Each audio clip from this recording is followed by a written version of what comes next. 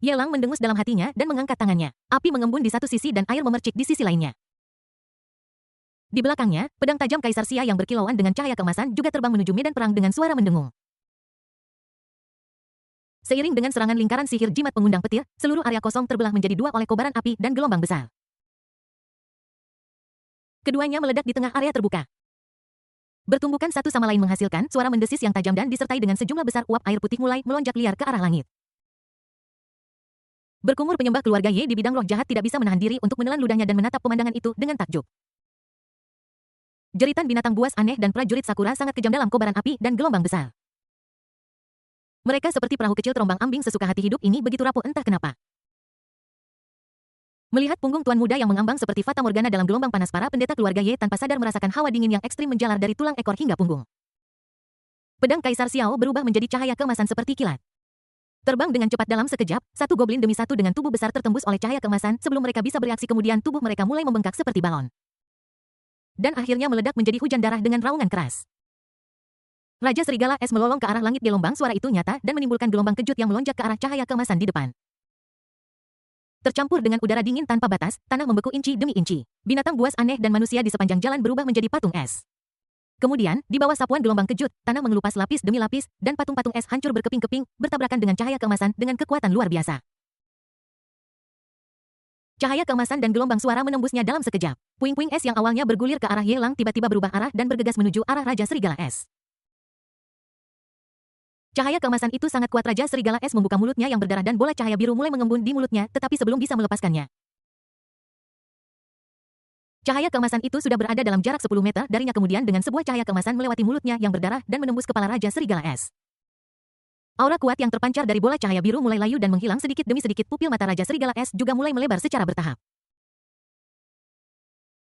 Raja Goblin di belakang mengangkat sebuah gada besar yang terbuat dari batu-batu besar tinggi-tinggi berusaha menghancurkan cahaya keemasan, namun gerakannya terlalu lambat dan dia tidak bisa bereaksi sama sekali di depan cahaya keemasan. Bersamaan dengan cahaya keemasan yang menembus Raja Serigala Dire, itu juga menembus tubuh besar Raja Goblin detik berikutnya. Para raja dari kedua ras itu berdiri dengan bodohnya selama beberapa detik dan kemudian ambruk pada saat yang sama, menciptakan dua lubang besar di tanah dan menyebabkan debu beterbangan di mana-mana.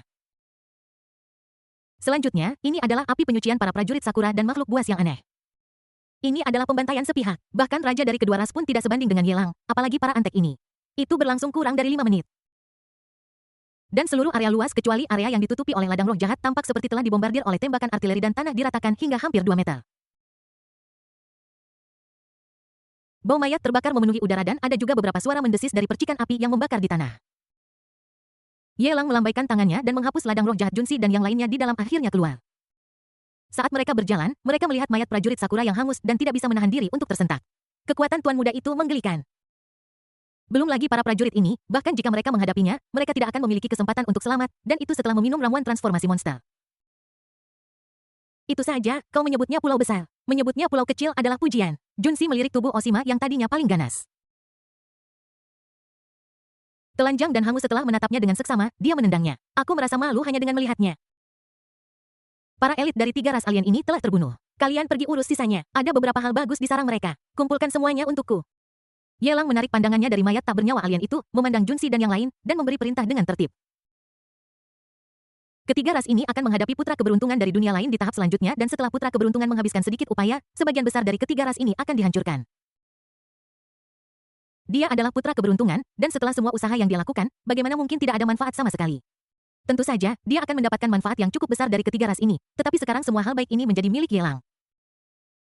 Junsi dan yang lainnya mengangguk, terbagi menjadi 3 tim, dan dengan cepat menuju arah yang berbeda. Dalam sekejap, Yelang adalah satu-satunya manusia hidup yang tersisa di seluruh area Jiaoxi. Dia sedang menunggu dan juga merasakan, berharap untuk merasakan napas Liuli. Namun setelah waktu yang lama, hingga Junsi dan yang lainnya kembali dengan muatan penuh, tidak ada jejak napas Liuli yang muncul di sekitar Master.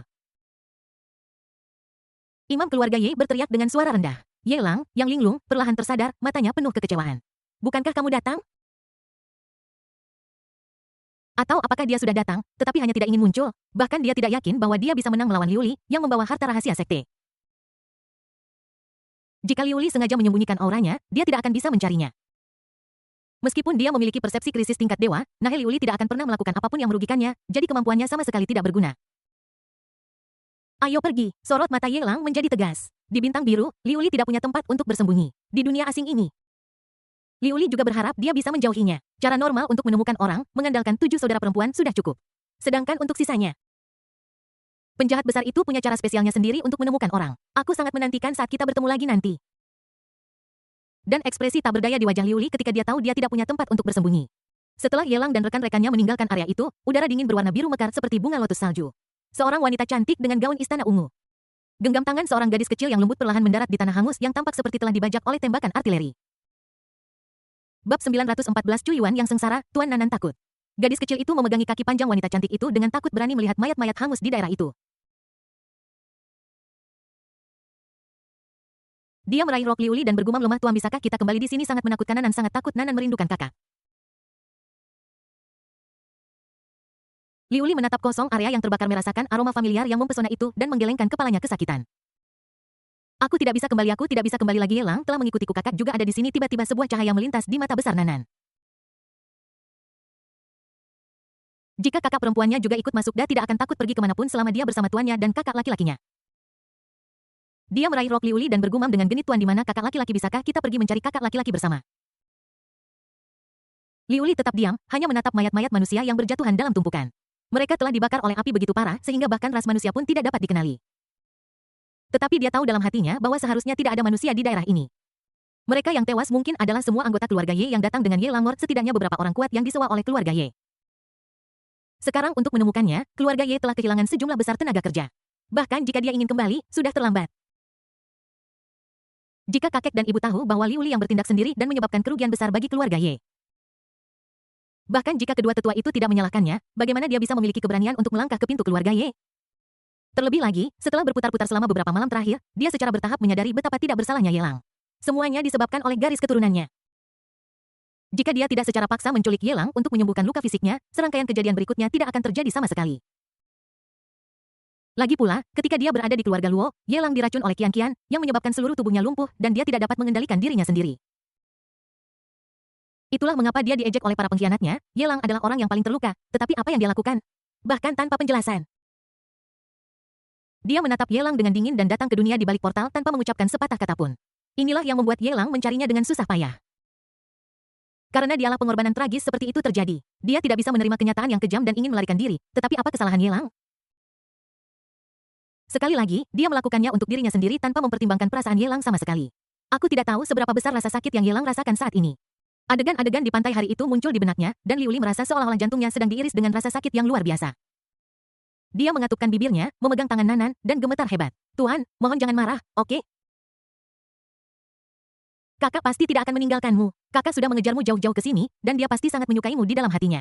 Jika ada apapun, mari kita bicarakan setelah kita bertemu kakak, oke? Nanan memegang kedua tangan Liuli yang cantik dengan kedua tangannya, mengangkat kepalanya. Dan mata berairnya yang besar penuh dengan kepolosan, Tuan, bisakah kita pergi mencari kakak? Liuli tidak mengatakan apapun. Dan suasana gelisah berangsur-angsur mulai tenang, dia merasakan aura para pengkhianat itu, dan mereka pasti bersama Yelang. Alasan mereka bisa menerobos blokadenya dan datang ke dunia di balik portal mungkin karena kekuatan para pengkhianat itu berangsur-angsur menjadi konsisten dan mereka dapat menggunakan formasi pedang roh es. Dengan beberapa pengkhianat yang mengelilingi Yelang, keselamatannya dapat dijamin. Tetapi sebagai seorang master, dia tidak ingin melihat para pengkhianat itu lagi. Aku tidak ingin melihat mereka bermesraan dengan Yelang. Mengembuskan napas udara busuk, Liuli mengangkat tangannya, dan kristal es azure mulai mengembun antara langit dan bumi. Seperti bunga teratai salju yang bermekaran dari udara tipis, menyebabkan suhu ruang ini turun tajam. Dia mengetuk ringan jari-jari jadinya, dan lotus salju yang melayang di udara langsung terbang menuju arah portal. Terbungkus dalam lotus salju, seluruh portal mulai membeku inci demi inci, dan kristal es menyebar hingga ratusan meter di sekitarnya. Dia menghalangi jalan portal dan tidak membiarkan makhluk dunia ini melintasi jalan menuju bintang biru.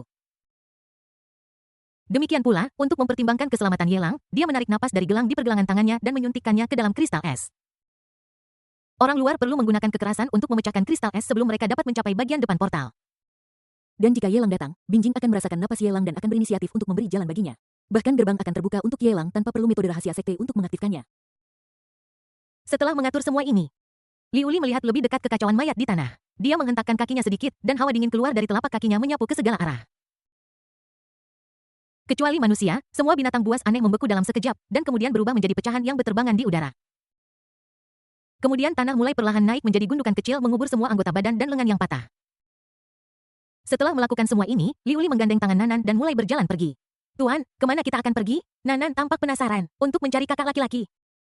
Liuli bahkan tidak menoleh, melihat ke kejauhan, dan bergumam, ada beberapa hal yang ingin aku dapatkan untuk kakak laki-lakimu. Di sisi lain, di kerajaan manusia dari dunia lain, kerajaan Chu Agung, di istana kerajaan bagian dalam. Di halaman kecil yang megah, seorang anak kecil berpakaian ketat sedang mengayunkan tinjunya, memukuli tiang kayu tebal di depannya berulang-ulang. Butir-butir keringat mengalir dari dahinya dan darah merembes keluar dari tinjunya, tetapi dia tidak berhenti sama sekali. Mata itu penuh dengan determinasi dan kebencian. Mengapa? Mengapa dia begitu lemah? Dia tidak menerimanya. Dia ingin menjadi lebih kuat. Bang bang bang. Suara tumpul di halaman itu sangat kasar. Para Kasim dan Dayang istana yang lewat melihat adegan ini dan tidak bisa menahan diri untuk berbisik, apa yang terjadi? Yang mulia? Kenapa kamu berlatih tinju seperti orang gila hari ini? Kamu belum mendengarnya ya? Baru setengah hari yang lalu, Putri Yang Mulia Raja Wu. Putri Wu Xianer datang menghadap Yang Mulia Ratu dan mengancam akan membatalkan pertunangan dengan Yang Mulia Putra Mahkota, mengatakan bahwa Putra Mahkota adalah sampah yang bahkan belum mencapai level 3 prajurit Ki dan darah dan tidak pantas menjadi suaminya. Kemudian, dia bahkan mengatakan bahwa selama Yang Mulia Putra Mahkota bisa menerima salah satu gerakannya, dia tidak akan membatalkan pertunangan. Apa hasilnya? Kamu hanya berbicara setengah-setengah. Kami paling benci orang sepertimu pada akhirnya. Putra Mahkota ditampar oleh putri dan muntah darah, lalu dia menjadi seperti sekarang ini. Bisikan itu berangsur-angsur terdengar di telinga Chu Yuan. Dia mengertakkan gigi dan mengayunkan tinjunya dengan lebih kuat seolah-olah melampiaskan amarah yang sangat besar di hatinya. Saat itu, Wu Xianer sangat mempermalukannya sehingga dia berpikir untuk mengalahkan Wu Xianer dan kemudian secara paksa membatalkan pertunangan. Siapa sangka situasinya akan menjadi seperti ini sekarang sangat sedih dan marah Yuaner tiba-tiba. Sebuah panggilan lembut mengejutkan semua pelayan istana dan Kasim di luar halaman dan mereka segera menutup mulut mereka. Chu Yuan berbalik dan menatap wanita cantik yang berjalan perlahan dengan para pelayan istana dengan sedikit rasa bersalah di matanya. Dia dengan cepat meletakkan tinju berlumuran darahnya di belakang punggungnya yang membungkuk dan berkata dengan hormat, "Selamat datang Ibu Bab 915 Ratu Papa, selamat datang Paduka Yang Mulia Ratu." Ketika para Kasim dan pelayan istana di luar halaman melihat orang itu datang, mereka segera berlutut di tanah dengan panik sangat ketakutan. Permaisuri yang cantik berpakaian jubah naga kuning cerah datang perlahan. Dikelilingi oleh para pelayannya, mata Phoenix-nya tertuju pada para Kasim dan pelayan dan dia berkata dengan tenang tetapi tanpa pertanyaan, mereka yang membahas pangeran secara pribadi akan diseret dan diberi 50 pukulan rotan. Terlepas dari hidup atau mati Yang Mulia, mohon ampuni hidup saya Yang Mulia, saya tahu saya salah, ampunilah. Ketika para Kasim dan pelayan istana mendengar perintah seperti itu, mereka sangat ketakutan hingga keringat dingin membasahi punggung mereka. 50 cambukan rotan akan membuat para menteri muda yang kuat sekalipun tidak dapat bangun dari tempat tidur selama setengah bulan, dan jika itu terjadi pada orang-orang dengan disabilitas seperti mereka bahkan mungkin akan merenggut nyawa mereka. Namun perkataan Ratu adalah final, jadi bagaimana dia bisa berubah pikiran dalam semalam di sampingnya. Seorang pejabat wanita memanggil para penjaga tidak jauh dari sana dan secara paksa menyeret semua Kasim dan pelayan istana keluar di tengah permohonan ampun yang menyedihkan. Halaman yang megah itu tiba-tiba menjadi sunyi. Ratu yang cantik menyuruh pengiringnya pergi dan duduk di meja batu di halaman. Dia melambai pada Chu Yuan dan ketika dia menghampirinya, dia melihat ekspresi ragu dengan tangan di belakang punggungnya dan berkata dengan wajah cemberut, "Keluarkan tanganmu." "Ibu," suara Chu Yuan bergetar, tetapi melihat ketidaksenangan di mata Ratu, dia perlahan mengulurkan tangannya yang berlumuran darah. "Yuaner, mengapa kamu harus mempermalukan dirimu sendiri?" Sang Ratu menghela napas pelan, dan seorang pejabat wanita dekat melangkah maju dan menyerahkan obatnya. Sang Ratu secara pribadi membantu Chu Yuan mengoleskan salep di punggung tangannya yang mengeluarkan darah. Kemudian dia memberi isyarat, dan pejabat wanita dekat segera membawa semua pelayan istana pergi dari halaman. Sang Ratu kemudian menatap Chu Yuan dengan lembut dengan mata Phoenix-nya dan berkata dengan lembut, "Yuaner, hati Raja Wu diketahui semua orang. Dia menggunakan Wu Xianer untuk menghancurkan keadaan pikiranmu dan membiarkan mimpi buruk tumbuh di hatimu. Kamu harus ingat untuk tidak jatuh ke dalam perangkapnya." "Aku mengerti dalam hatiku, tetapi aku marah. Mengapa aku begitu lemah, jika aku bisa menjadi lebih kuat? Aku tidak akan dipermalukan oleh Wu Xianer dan aku tidak akan membiarkan ibuku berjuang sendirian untuk mendukung kesulitan Dacu. Aku merasa bersalah dan aku tidak bisa membantumu berbagi kekhawatiranmu." Chu Yuan mengertakkan gigi dan menatap ratu muda dan cantik di depannya, merasa sangat sedih. Justru karena kelemahannya, semua kesulitan seluruh negara Chu sekarang ditempatkan di pundak seorang permaisuri yang begitu muda dan cantik. Sebagai putra mahkota, dia tidak hanya tidak memiliki kemampuan untuk membantu, tetapi dia juga harus berurusan dengan urusan pribadinya sendiri yang mengganggu permaisuri dan membuatnya datang khusus untuk menghiburnya. Dia benci. "Aku benci diriku sendiri karena menjadi seorang pria, tetapi tidak sekuat seorang wanita. Aku benci diriku sendiri karena menjadi putra mahkota tetapi tidak dapat membantu ibuku memecahkan masalahnya yang hanya menambah masalah. Aku senang Yuaner memiliki hati seperti itu." Ratu yang cantik itu mengulurkan tangannya dan dengan lembut membelai pipi anak laki-laki di depannya.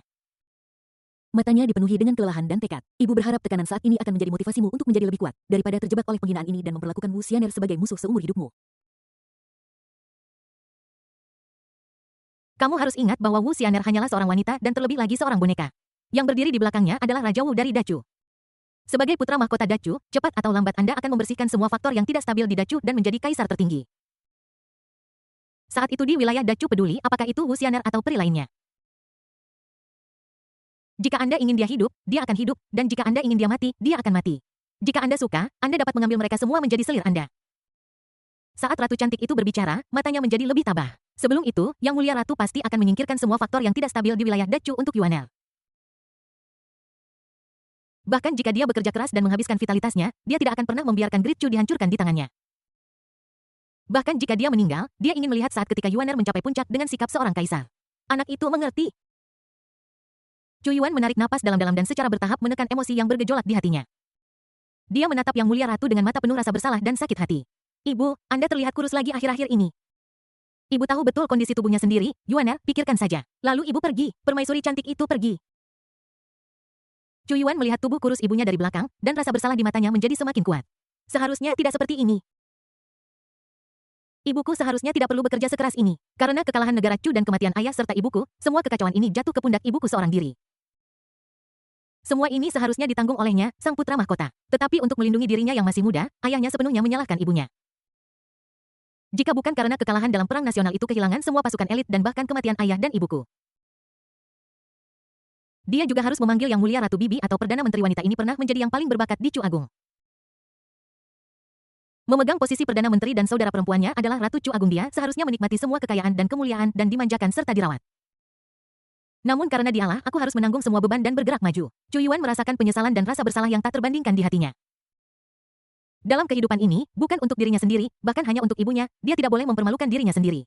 Dia ingin menjadi kaisar terkuat dalam sejarah Dacu.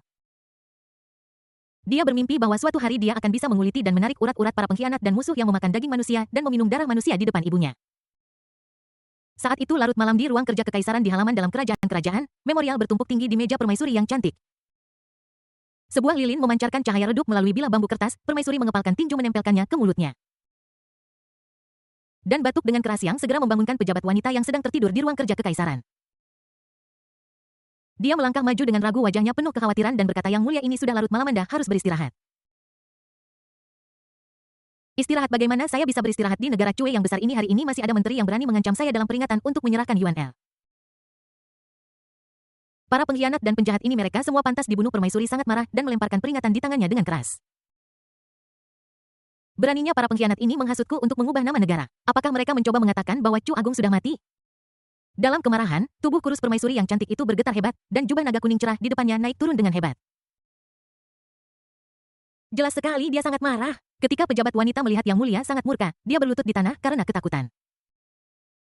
Gemetar dan tidak berani berbicara. Bahkan, bukan hanya para menteri, tetapi bahkan dia merasa bahwa Chu Agung sudah mati. Yang Mulia memimpin pasukan secara langsung, dan permaisuri yang memiliki bakat menyembuhkan luka mengikuti dia ke medan perang tetapi terbunuh dalam pertempuran setahun yang lalu. Jika Ratu tidak bertindak tegas dan bunuh diri di tempat, Ratu Chu akan menjadi budak untuk ditiduri oleh siapapun. Bab 916 Chu Yuan Senior, tolong bantu aku. Meskipun Ratu mempertahankan sedikit martabat terakhir ini untuk Chu Agung, ratusan ribu pasukan elit dibantai, menyebabkan kekuatan nasional Chu Agung merosot dan vitalitasnya rusak parah. Chu Agung saat ini bukan lagi negara adikuasa seperti dulu. Dengan masalah internal dan eksternal, dia terombang-ambing. Itu berarti Ratu di depan kita memiliki cara yang luar biasa, jika tidak bagaimana dia bisa bertahan sampai sekarang. Negara sudah hancur, selama aku masih dalam posisi ini, Chu Agung tidak akan binasa. Jika ada yang berani menargetkan Yuan Er lagi, dan mengancam untuk mengganti putra mahkota dan mengubah nama negara. Suara Ratu menjadi dingin. Tetapi ketika dia mengatakan ini dia menutup matanya kesakitan lagi bunuh dia ingin membunuh semua pengkhianat ini. Tetapi akal sehat tidak mengizinkannya untuk melakukannya. Kekuatan nasional Chu Agung lemah meskipun para menteri tua ini pengecut tetapi mereka adalah kekuatan yang tidak dapat diabaikan. Belum lagi apakah membunuh para pengkhianat ini akan memicu gelombang pemberontakan bahkan jika dia mengabaikan hal ini, dia tidak bisa mengabaikan rakyat Dacu begitu para menteri ini terbunuh. Posisi mereka akan menjadi kosong dan celah akan muncul di jaringan kekuasaan yang tak terhindarkan akan menyebabkan kekacauan dan menyebabkan tragedi di mana orang-orang akan menderita. Sang Ratu menutupi mulut dan hidungnya dan mulai batuk dengan keras lagi tubuhnya gemetar. Yang Mulia, ini saatnya Anda beristirahat. Pejabat wanita itu berlutut di tanah dan memberi nasihat dengan panik. Yang Mulia Ratu telah menangani urusan negara siang dan malam bahkan seorang pejabat wanita Sea yang menonton dari siring pun merasa lelah. Apalagi Yang Mulia yang juga perlu menghabiskan begitu banyak waktu dan energi untuk menangani urusan negara. Dia tidak khawatir tentang apa yang mungkin terjadi pada Yang Mulia Putra Mahkota tetapi takut Yang Mulia Ratu akan jatuh terlebih dahulu. Bahkan tabib kekaisaran pun tidak tahu berapa kali dia mencoba membujuknya. Namun, Yang Mulia tidak hanya tidak mendengarkan nasihat tabib kekaisaran, tetapi kondisinya malah memburuk. Kamu turun duluan. Aku akan mengawasi sebentar. Permaisuri melambaikan tangannya untuk menyuruh petugas wanita itu pergi, dan kemudian melanjutkan meninjau memorial di mejanya. Sekarang Chu Agung berada di masa paling sulitnya. Dengan musuh yang kuat mengepung dari luar dan Raja Wu menimbulkan masalah dari dalam bahkan di antara para menteri ini, beberapa mulai memiliki ide yang berbeda. Bagaimana dia bisa punya waktu untuk beristirahat? Jika dia tidak khawatir bahwa dia tidak akan bisa bertahan, dia benar-benar ingin mengabdikan dirinya untuk tugas-tugas resmi sepanjang waktu selama 12 jam dan menyelesaikan semua masalah ini dengan jelas. Dacu sekarang seperti jaring ikan yang compang camping, kecuali 2 lubang besar yang perlu diperbaiki. Sisa tempat itu penuh dengan lubang besar dan kecil yang tidak terlihat dengan mata telanjang. Jika Anda tidak hati-hati, lubang-lubang kecil itu akan terhubung bersama dan menjadi lubang besar berikutnya yang tidak dapat diperbaiki. Saat itu bahkan jika kamu menyesalinya, semuanya akan terlambat. Jika dia tidak menyelesaikannya sekarang, masalah yang ditinggalkan untuk Yuaner di masa depan akan menjadi semakin sulit. Larut malam, cahaya lilin berkedip-kedip. Ratu Chu Agung, dengan mata penuh kelelahan tetapi berusaha untuk tidak terlihat lelah. Dengan cermat meninjau setumpuk memorial. Kemudian dia mengulurkan jari-jarinya yang lentik, mengerutkan alisnya, dan menghela napas. Kemudian dia melihat ke depan, berhenti sejenak, berdiri, dan berjalan keluar dari meja, mengambil kembali memorial yang tergeletak di tanah. Dan menulis kata kembalikan dengan rapi di atasnya dengan pena merah. Sambil terlihat tidak berdaya, dia hanya bisa melakukan ini untuk menenangkan emosi menteri saat ini di Istana Timur. Chu Yuan mengenakan setelan ketat dengan pita putih melilit tangannya dan memukuli tiang kayu di depannya dengan keringat yang bercucuran di wajahnya. Dibandingkan sebelumnya, ada lebih sedikit kemarahan di matanya dan lebih banyak tekad dan ekspresinya penuh dengan resolusi. Menjadi lebih kuat, dia harus menjadi lebih kuat. Dia harus menjadi cukup kuat sebelum badai datang, berharap suatu hari dia bisa berdiri di depan ibunya dan melindunginya dari angin dan hujan. Dring dring dring teriakan renyah pemuda itu sangat menarik perhatian di Istana Timur yang sepi di Istana Timur. Para Dayang dan Kasim pengganti telah dirotasi masih pada titik waktu ini tidak seorang pun muncul di samping Chu Yuan untuk memberinya handuk untuk menyeka keringatnya. Para Kasim dan Dayang muda ini lebih malas satu sama lain mereka semua berpikir bahwa putra mahkota akan hancur cepat atau lambat dan tidak ada yang akan mencoba menyenangkannya. Bahkan jika Yang Mulia Ratu tahu tentang ini, dia tidak akan menyelidikinya lebih jauh. Selama mereka tidak bergosip, itu sudah cukup bagi mereka untuk tetap hidup. Untuk menyenangkan Pangeran Chu Yuan, siapa yang berani melakukan itu? Jika Anda terlalu dekat, dan ada perhitungan suatu hari nanti, orang pertama yang menderita adalah orang yang mencoba menyenangkan. Chu Yuan tidak memiliki keluhan tentang situasinya yang sepi. Setelah berkeringat deras, dia duduk sendirian di meja batu, menyeka keringatnya dengan handuk, dan menuangkan secangkir teh untuk dirinya sendiri, lalu menyesapnya. Dia bisa merasakan bahwa energi dan darahnya sepertinya sedikit meningkat setelah lama gelisah. Namun, karena alasan yang tidak diketahui, peningkatan energi dan darah itu tiba-tiba menghilang. Situasi ini telah berlangsung selama bertahun-tahun, membuatnya marah dan tidak berdaya. Dalam keadaan linglung, Chu Yuan mengangkat kepalanya dan kebetulan bertemu mata dengan sosok yang duduk di dinding halaman. Dia segera meletakkan cangkir tehnya dan menatap orang lain dengan tatapan bermusuhan. Siapa kamu? Orang asing dengan pakaian aneh tiba-tiba muncul di Istana Timur. Dia tanpa sadar mundur selangkah penuh kewaspadaan. Jangan gugup anak muda, aku hanya merasa sayang sekali kamu menjadi gaun pengantin orang lain setelah belajar keras. Yelang memandang putra takdir di depannya dengan senyum di wajahnya. Chu Yuan mengerutkan kening. Meskipun dia muda, dia memiliki pikiran yang sangat cepat. Apa maksudmu dengan itu?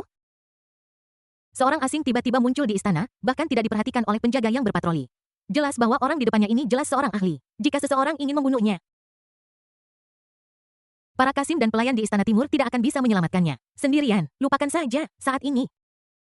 Dia bahkan tidak bisa mengalahkan Wu Xian'er, apalagi master ini yang bisa dengan mudah datang ke halaman dalam kerajaan. Memikirkan hal ini, ekspresi Chu Yuan berangsur-angsur membaik. Dan dia berkata dengan bingung, tolong bantu saya, senior. Saya tidak tahu mengapa energi darah saya menghilang begitu saja ketika saya mengolahnya. Dari apa yang kau katakan, sepertinya aku telah membuatkan baju pernikahan untuk orang lain. Mungkinkah ada seseorang yang bisa menyerap energi darahku begitu saja? Tentu saja tidak begitu saja, tetapi bagaimana kau bisa yakin bahwa tidak ada orang lain yang tinggal di dalam dirimu? Ada sedikit nada geli dalam suara Yelang. Dia hanya ingin mengingatkannya, tetapi dia tidak berniat untuk maju membantu. Sejujurnya, ketika dia mengetahui tentang naskah barunya, dia memiliki perasaan yang berbeda tentang putra takdir yang baru ini. Meskipun pengalaman ini agak terlalu menyedihkan. Namun dalam hal kepribadian, Chu Yuan jauh lebih baik daripada Ye Chen dan yang lainnya. Bahkan saudara baiknya, Hao Zi, yang mengandalkan persahabatan karena berasal dari kampung halaman yang sama, tidak membuat Yelang merasa senyaman Chu Yuan. Setidaknya tidak akan ada situasi di mana ada kakak Ye di tahap awal, Yelang di tahap tengah, dan Xiao Ye di tahap akhir. Anak keberuntungan semacam ini adalah tipe inspirasional yang reguler, dan keseluruhan plot memberikan suasana berjuang untuk kemajuan. Strategi Ye Lang terhadap anak-anak keberuntungan ini juga mengalami beberapa perubahan, dan dia tidak lagi menekan mereka secara membabi buta. Karena senior bisa melihat masalah anak laki-laki itu, dia pasti akan bisa membantu menyelesaikannya. Aku, Chu Yuan, ingin meminta senior untuk membantuku menyelesaikan masalah ini. Plop. Yang Mulia Putra Mahkota Dacu berlutut di tanah tanpa ragu dan bersujud ke arah Ye Lang. Dahinya menempel di tanah dan dia tidak pernah mengangkatnya sampai Ye Lang menjawab, menunjukkan rasa hormat yang sebesar-besarnya. Bab 917 Orang Tua Licik vs. Kebijaksanaan luar biasa, kau bercanda, darahmu lemah, kemampuanmu tidak hebat, tapi keterampilan bersujudmu cukup bagus. Ye Lang masih duduk dengan santai di tembok tinggi. Dia tidak merasakan simpati apapun terhadap Chu Yuan karena rasa hormatnya. Dia bahkan sedikit mengangkat alisnya dan menunjukkan ekspresi ketidakpuasan. Seolah-olah dia sangat jijik dengan perilaku Chu Yuan. Anda adalah putra mahkota dari Chu Agung, tidakkah Anda tahu bahwa lutut seorang pria sama berharganya dengan emas? Ye Lang menggelengkan kepalanya dengan kecewa. Lupakan saja. Kupikir karena Kaisar dan Permaisuri Chu Agung sama-sama meninggal untuk negara mereka, setidaknya anak-anak mereka akan mewarisi integritas mereka bahkan jika mereka mengalami kesulitan. Tapi melihat mereka hari ini, aku benar-benar kecewa. Ye Lang, yang sedang duduk, perlahan berdiri dan berdiri di tembok tinggi. Sosoknya yang ramping membentuk bayangan panjang di bawah sinar bulan. Meliputi Chu Yuan yang sedang berlutut di tanah. Senior, tolong jangan pergi. Chu Yuan tiba-tiba mengangkat kepalanya. Menatap punggung Ye Lang, dan merendahkan suaranya dengan kesakitan. Senior, Anda mungkin tidak tahu, tapi saya tahu bahwa lutut seorang pria terbuat dari emas. Namun, jika saya terus mempedulikan belenggu yang tidak berarti ini, itu hanya akan menyebabkan saya tetap dalam keadaan energi dan darah yang lemah ini, dan saya tidak akan pernah bisa menyelesaikan masalah untuk rakyat Great Chu. Lagi pula, sebagai putra mahkota Dacu, saya memiliki tanggung jawab untuk menjadi lebih kuat dan membantu Yang Mulia Ratu memecahkan masalahnya.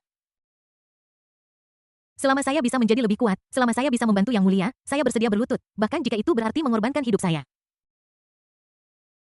Ketika Chu Yuan melihat reaksi Ye Lang saat ini, dia tidak hanya tidak merasa jijik, tetapi malah menjadi ketakutan. Senior ini tampaknya menjadi master sejati yang dapat masuk dan keluar dari halaman dalam kerajaan dengan bebas. Selain itu, dia sombong dan ingin pergi hanya karena dia tidak tahan dengan perilakunya. Justru karena inilah dia bisa lebih mempercayai senior di depannya. Jika senior ini bergegas membantunya, dia tidak hanya tidak berterima kasih, tetapi akan menjadi 2 kali lipat defensif di dalam hatinya. Tidak ada makan siang gratis di dunia ini. Jadi, aku salah paham padamu. Sebuah suara ringan terdengar di samping telinga Chu Yuan. Dia melihat ke arah tembok tinggi. Sosok Ye Lang menghilang secara misterius. Ketika dia berbalik, dia melihat bahwa dia sedang duduk di atas meja batu, menyilangkan kakinya. Apakah ini teleportasi? Keterkejutan di hati Chu Yuan bergulung seperti gelombang yang mengamuk begitu cepatnya, sehingga dia bahkan tidak melihat jejak apapun. Jika senior ini ingin membunuhnya, itu akan mudah. Untungnya, dia telah menyadari keanehan itu sebelumnya dan tidak memanggil penjaga. Jika tidak, itu akan meninggalkan kesan yang sangat buruk pada senior ini. Kritik dari para senior dapat dibenarkan. Orang muda harus memiliki ketajaman, tetapi dalam kasus saya, ketajaman ini telah hilang. Hanya menyisakan kebencian yang terpendam di dalam hati saya. Jika itu bukan pilihan terakhir, saya tidak ingin mempermalukan diri saya seperti ini. Chu Yuan membungkuk kepada Ye Lang dan membungkuk dengan hormat. Saya memiliki darah abnormal dan kiso, tolong bantu saya. Saya tidak punya cara untuk membalas kebaikan Anda hari ini. Jika saya memiliki kehormatan untuk membantu Anda suatu hari nanti, saya akan membiarkan Anda melakukan apapun yang Anda inginkan. Kedengarannya bagus. Ye Lang memutar matanya dan mencibir. Ketika Anda menjadi Kaisar Dacu dan memanggil angin dan hujan, bagaimana Anda bisa mengingat saya? Pencuri kecil, tanpa nama. Chu Yuan menundukkan kepalanya dan mengerutkan bibirnya, tidak tahu bagaimana membuktikan dirinya untuk sesaat. Jika dia menjelaskan mengingat situasinya saat ini, dia mungkin dicurigai menyombongkan diri. Tetapi jika saya tidak menjelaskan diri saya, senior saya akan kehilangan kepercayaannya dan pergi. Untuk sesaat, Chu Yuan terjebak dalam dilema, dan butiran keringat mulai membanjiri dahinya karena kecemasan. Ye Lang, yang datang secara khusus, tentu saja tidak bisa benar-benar membiarkan Chu Yuan menyerah. Semua kesulitannya hanya untuk dengan sengaja menunjukkan temperamen dan karakternya. Dia tiba-tiba mengubah topik pembicaraan dan berkata, namun, saya di sini untuk masalah yang merepotkan, dan saya membutuhkan bantuan Dacu. Jika Anda dapat menemukan seseorang untuk saya, tidak akan sulit untuk membantu Anda memecahkan masalah hilangnya ki dan darah Anda. Siapa yang Anda cari, senior? Chu Yuan mengangkat kepalanya, dan sebuah cahaya melintas di matanya. Harapan akan datang. Ye Lang mengeluarkan sebuah potret kaca entah dari mana dan membentangkannya di atas meja batu. Chu Yuan melihat lebih dekat dan ekspresi terkejut melintas di matanya. Meskipun dia masih remaja, dia terpana oleh wanita dalam potret itu. Gadis ini hanya ada di surga dan jarang terlihat di dunia. Bahkan ibunya, Ratu Agung Chu saat ini, yang kecantikannya yang memukau pucat jika dibandingkan dengan Dewi yang diasingkan dalam potret ini. Peri seperti itu, Chu Yuan berpikir dalam hati sambil melirik Ye Lang. Dia menghela napas dalam hatinya bahwa hanya pahlawan misterius seperti senior yang memenuhi syarat untuk menjadi pasangannya. Kecantikan peri yang tiada taraf juga membuktikan betapa hebatnya senior ini. Mampu menjalin hubungan dengan peri seperti ini mungkin akan sangat menggila sehingga akan sulit bagi orang biasa untuk menanggungnya. Senior Chu Yuan menangkupkan tangannya, menundukkan kepalanya, dan membungkuk hampir 90 derajat, penuh rasa bersalah dan tidak berdaya, berkata, peri seperti ini sulit ditemukan bahkan oleh para senior. Aku khawatir bahkan jika Chu Agungku memobilisasi seluruh negeri, itu mungkin tidak menjamin untuk menemukannya. Terlebih lagi, Chu Agungku hanyalah sebuah negara. Aku tidak tahu di mana peri ini berada. Lagi pula, jika aku gegabah meminta bantuan dari ibuku dan memberitahunya tentang ini, sangat mungkin kamu akan disalahpahami sebagai seorang dukun gadungan. Dan kemudian menyebabkan masalah yang tidak perlu bagimu. Aku sangat khawatir. Yelang dengan ringan menyimpan potret itu, ekspresinya tidak banyak berubah. Dia hanya melirik cangkir teh di atas meja. Chu Yuan, yang baru saja mengangkat kepalanya, segera melangkah maju dengan hormat untuk menuangkan teh untuk Yelang. Dan kemudian memegang teh dengan kedua tangan dan dengan hormat membawanya kepada Yelang. Yelang mengambil tehnya, menyesapnya, dan mencicipinya dengan hati-hati. Lalu berkata dengan acuh tak acuh, Boido, menurutmu kamu harus membayar sejumlah uang dulu sebelum aku memintamu melakukan sesuatu. Apakah kamu khawatir Ratu Chu Agungmu akan mencurigaiku sebagai seorang penipu atau apakah kamu menganggapku sebagai seorang penipu dalam hatimu? Suara Yelang berangsur-angsur menjadi dingin. Senior, Anda telah salah paham. Jika aku menjadi lebih kuat, aku secara alami akan memiliki kepercayaan diri dan kualifikasi untuk berdebat dengan ibu. Bahkan jika ibu tidak ingin mempercayainya, masalah darah dan energiku yang menghilang telah terpecahkan. Fakta ini ada di depan kita dan merupakan fakta yang tak terbantahkan. Mustahil bagi orang untuk meragukan atau mencurigainya. Chu Yuan mengangkat kepalanya, menghadap mata Yelang yang dalam. Mengertakkan gigi dan berkata dengan tekad, meskipun aku tidak berpikir kamu seorang dukun, aku tidak yakin apakah kamu benar-benar dapat memecahkan masalah darahku yang menghilang. Bagaimanapun juga. Bahkan pria kuat seperti ayahku tidak bisa melihat kebenaran di balik hilangnya darah di tubuhku. Mari kita lakukan saja, mati saja. Jika dia tidak dapat memecahkan masalah hilangnya ki dan darah, dia akan selalu menjadi sampah selama dia hidup dan hanya akan menambah tekanan tak terlihat pada ibunya. Dia selalu tahu tentang sikap para menteri terhadapnya, dan dia bahkan lebih tahu bahwa musuh yang kuat telah terluka parah dalam pertempuran dengan ayahnya, dan kekuatan nasional telah sangat berkurang. Meskipun dia tidak bisa meluncurkan ekspedisi lain atau memulai perang nasional dalam waktu singkat, dia telah memaksa ibunya untuk menyerahkannya, memberikan tekanan yang tak terlihat, dan sering mengganggunya. Akibatnya, orang-orang yang tinggal di perbatasan Great Chu hidup dalam kesusahan yang mengerikan. Jika dia tidak bisa menjadi lebih kuat, mungkin kematiannya dapat meringankan masalah ini untuk sementara waktu dan memungkinkan ibunya untuk memulihkan kekuatan negara dengan lebih cepat. Semua orang akan meninggal suatu hari nanti, kematian beberapa orang lebih ringan dari bulu, kematian beberapa orang lebih berat dari Gunung Tai. Meskipun hidup dan matinya tidak memiliki beban seberat itu sepadan jika dapat meringankan kondisi kehidupan masyarakat di perbatasan Dacu untuk sementara waktu. Kamu anak kecil, kamu sangat licik. Yelang mencibir, mengulurkan tangannya dan meraih sesuatu dari udara tipis. Pada cesta Chu Yuan, liontin giok berbentuk naga terlontar ke tangan Yelang oleh kekuatan isap yang tak terlihat. Segera setelahnya, seutas kabut hitam muncul dari liontin giok dan dalam sekejap membentuk kabut hitam tebal. Dalam kabut tebal, terdengar tawa menyeramkan dan aneh. Bab 918 tingkat perbedaan Chu Yuan yang berani. Dalam kabut hitam, ada sosok aneh yang terbungkus jubah hitam yang menjulang. Saat kabut semakin tebal, sosok aneh ini secara bertahap mengeras memancarkan hawa dingin yang menyeramkan ke seluruh tubuh seperti hantu. Tanah di halaman timur tertutup lapisan kabut gelap seperti rawa di bawah jubah hitam. Sepasang pupil menyeramkan dengan cahaya merah secara bertahap muncul. Dia melihat ke arah Chu Yuan dan mengeluarkan teriakan aneh lagi. Anak kecil, hari yang menyenangkan bagimu untuk menyerap darahmu. Aku tidak menyangka bahwa kamu menemukan pencuri kecil dan memaksaku keluar. Itu adalah darah dan energi yang aku kembangkan dengan susah payah. Aku tidak pernah bilang aku menginginkan berkat ini. Chu Yuan menatap kabut hitam yang tiba-tiba muncul. Dia gugup, tetapi pada saat yang sama, dia menyadari bahwa seniorku berada tepat di sampingnya. Dia mengertakkan gigi dan mengepalkan tinjunya erat-erat. Kemarahan di hatiku akhirnya menemukan jalan keluar pada saat ini. Dia ingin bergegas dan memukuli orang aneh ini hingga berkeping-keping. Tetapi dia tahu dalam hatinya bahwa dia bukan tandingan orang aneh ini sekarang. Jika bukan karena bantuan seniornya, dia bahkan tidak akan bisa menemukan orang aneh ini bersembunyi di liontin giok. Dasar bocah kecil, kau memang punya sedikit temperamen, tapi justru itu yang aku suka. Karena pencuri kecil ini telah memaksa saya keluar hari ini, saya akan memberimu kesempatan. Asalkan kamu berlutut dan menerimaku sebagai tuanmu, aku tidak hanya akan berhenti menghisap darahmu. Tetapi aku juga akan membantumu untuk maju dengan pesat, mengejar Wu Xian'er, atau bahkan Raja Wu, dan membalaskan dendam ayah dan ibumu yang gugur dalam pertempuran. Xuan Lao, mengenakan jubah hitam, memiliki wajah yang sudah tua. Dia perlahan menatap dan membuat janji kepada Chu Yuan. Chu Yuan tidak langsung setuju, tetapi menoleh ke arah Yelang, bertanya apa pendapatnya. Melihat ini, jubah hitam Xuan Lao mencibir. Dia hanyalah seorang ahli bela diri yang baru mencapai level 60.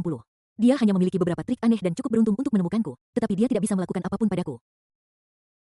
Ketika aku masih hidup, aku adalah kaisar bela diri level 85. Bahkan jika tubuhku binasa, aku bukanlah eksistensi yang bisa dihancurkan oleh sekte bela diri biasa. Bahkan jika Anda adalah kaisar Cuit Agung, itu tidak akan berhasil. Dia melirik Yelang, matanya penuh ketidakpedulian. Ini seperti dewa yang tinggi di atas sana, memandang rendah semut-semut di tanah. Mendengar ini, Chu Yuan terkejut. Senior itu sebenarnya adalah ahli bela diri di atas level 60.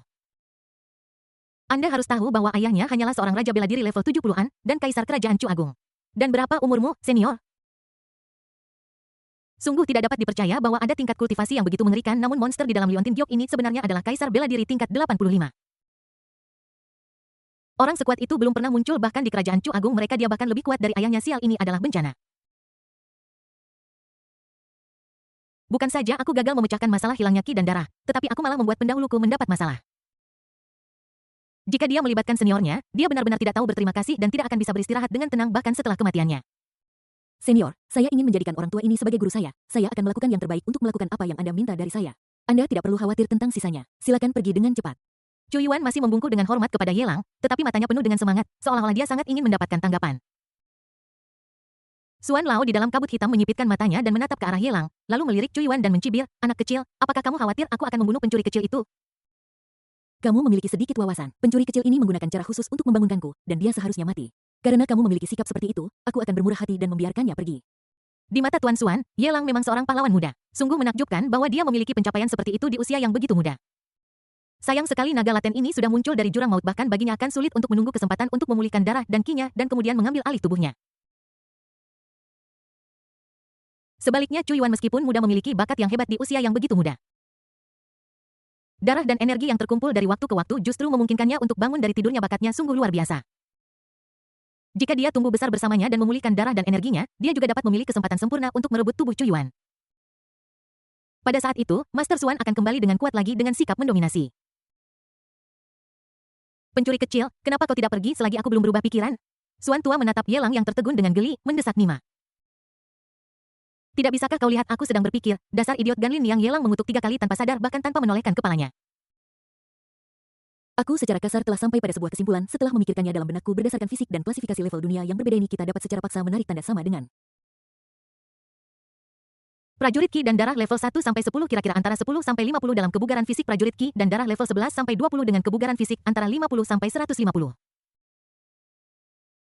Level 21-30 Master Ki dan darah dengan kebugaran fisik antara 150-350. Level 31-40 prajurit Ki dan darah dengan kebugaran fisik antara 350-850. Level 41-50 prajurit Ki dan darah dengan kebugaran fisik antara 850-1850.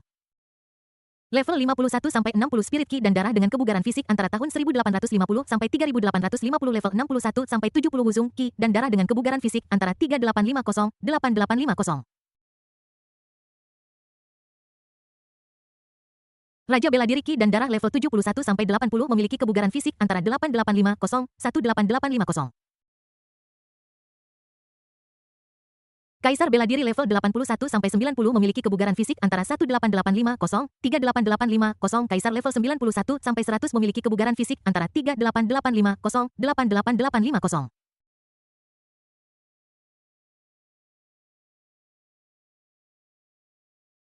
Jika Anda di atas level 100, Anda disebut dewa bela diri. Tentu saja ini hanyalah klasifikasi berdasarkan level dunia lain seperti orang dewasa normal. Dalam keadaan normal, kebugaran fisik akan berada di sekitar 10 poin. Menurut klasifikasi dunia asing ini, itu adalah prajurit Ki dan darah level 2. Chu Yuan dihina oleh Wu Xianer dan bahkan bukan seorang prajurit Ki dan darah level 3. Bisa dibayangkan betapa biasa-biasa saja dan tidak kompetennya putra mahkota Chu Agung ini di mata orang luar. Bahkan di antara orang biasa, ada banyak yang lebih kuat darinya. Inilah perlakuan terhadap putra keberuntungan. Pada awalnya, dia bahkan tidak bisa mencapai prajurit Ki dan darah level 3. Betapa menyedihkan. Tidak seperti dia baru saja mulai. Lupakan saja, masa lalu seperti awan yang berlalu, jangan sebutkan itu. Beraninya kau menghinaku, pencuri kecil. Hari ini, aku akan memastikan kau hidup dalam kesengsaraan dan mati dalam keputusasaan. Suan Lao berjubah hitam sangat marah, mendengar penghinaan seperti itu. Kemarahannya tiba-tiba berkobar, kabut hitam di sekitarnya menjadi sangat dahsyat, mulai berputar, dan mulai menyebar ke segala arah. Di sudut istana timur, bunga dan tanaman yang tadinya segar mulai layu dan mati dengan cepat saat bersentuhan dengan kabut hitam. Kengerian dari cara tersebut membuat Chu Yuan tercengang. Namun, setelah melirik ke arah seniornya, dia mengertakkan giginya, melangkah maju, merentangkan tangannya, dan menghalangi Ye Lang. Dan berkata dengan marah, "Kamu tidak boleh menyakiti senior. Masalah ini disebabkan olehku. Jika kamu ingin menyakiti senior, kau harus melangkahi mayatku." Bab 919 Chu Yuan tertipu. Chu Yuan di mataku kau sama tidak berartinya dengan seekor semut. Apa kau pikir dengan tingkat kultivasimu yang bahkan tidak bisa dicapai oleh prajurit level 3 kau bisa menghentikanku? Saat Suan tua meraung, kabut hitam di sekelilingnya menjadi semakin tebal dan tebal menyebar seolah menutupi seluruh istana timur. Tekanan dahsyat itu, seperti gelombang yang mengamuk, menghantam Chu Yuan. Krang! Seluruh tubuh Chu Yuan gemetar hebat, tetapi dia berlutut tanpa mengatakan apapun ketika dia melihat Ye Lang. Sekarang dia menggertakkan giginya. Menahan rasa sakit yang parah, dan menatap ke arah Xuan Lao dengan tatapan tegas, terlepas dari keringat di dahinya. Kamu tidak boleh menyentuh senior atau kamu harus membunuhku terlebih dahulu. Aku tidak tahu mengapa kau bersembunyi di dalam liontin giok yang ibuku berikan padaku. Tapi aku tahu bahwa kau pasti punya rencana sendiri untuk menerimaku sebagai muridmu. Jika kau berani menyakitiku, aku tidak akan pernah membiarkanmu melakukan apa yang kau inginkan, bahkan jika itu berarti kematian tanpa tempat pemakaman. Chu Yuan berpikir dengan matang, tetapi dia tidak memikirkan tentang retretnya. Tanpa ragu sedikit pun, punggung anak laki-laki kurus itu sudah hancur, tetapi matanya berbinar dan dia tidak menyerah sama sekali. Masalah ini semua disebabkan olehnya dan senior juga bermaksud baik. Jika dia tidak bersikeras berulang kali, senior itu tidak akan pernah menstimulasi monster di liontin giok tidak peduli apa. Dia tidak bisa membiarkan seniornya menderita sebagai akibatnya. Kamu sangat arogan. Xuan tua memberikan tekanan lagi, dan kabut hitam tipis menekan ke arah Chu Yuan lagi crack. Tulang belakang Chu Yuan semakin membungkuk, dan butiran keringat seukuran kacang jatuh dari dahinya. Xuan tua mengerutkan kening. Itu tidak mungkin baginya untuk benar-benar membunuh Chu Yuan. Tubuh ini sangat berharga. Jika dia tidak menyerap darah dan energi Chu Yuan dari liontin giok itu, Chu Yuan pasti sudah menembus ke tingkat seniman bela diri tingkat 10. Atau bahkan seorang seniman bela diri hebat di tingkat 20. Jika dia bisa merebut tubuh jenius seperti itu pada waktu yang paling tepat, bahkan dia akan bisa melangkah lebih jauh dan memasuki alam yang hanya bisa dia kagumi sebelumnya. Dia tidak berniat membunuh Chu Yuan, tetapi dia juga tidak berniat membiarkan Ye Lang pergi. Itu tidak lebih dari semangat masa muda dan fakta bahwa dia belum pernah mengalami keputusasaan. Dia hanya tidak percaya berapa lama Chu Yuan, seorang junior belaka, bisa bertahan di bawah tekanannya. Saat tekanan meningkat, tubuh Chu Yuan mulai mengeluarkan suara berderak, seolah-olah tulang punggungnya akan patah. Chu Yuan merasa seolah-olah dia sedang membawa batu seberat 1000 pound di punggungnya. Jika dia terus begini, dia akan hancur menjadi pai daging. Dia menelan ludah.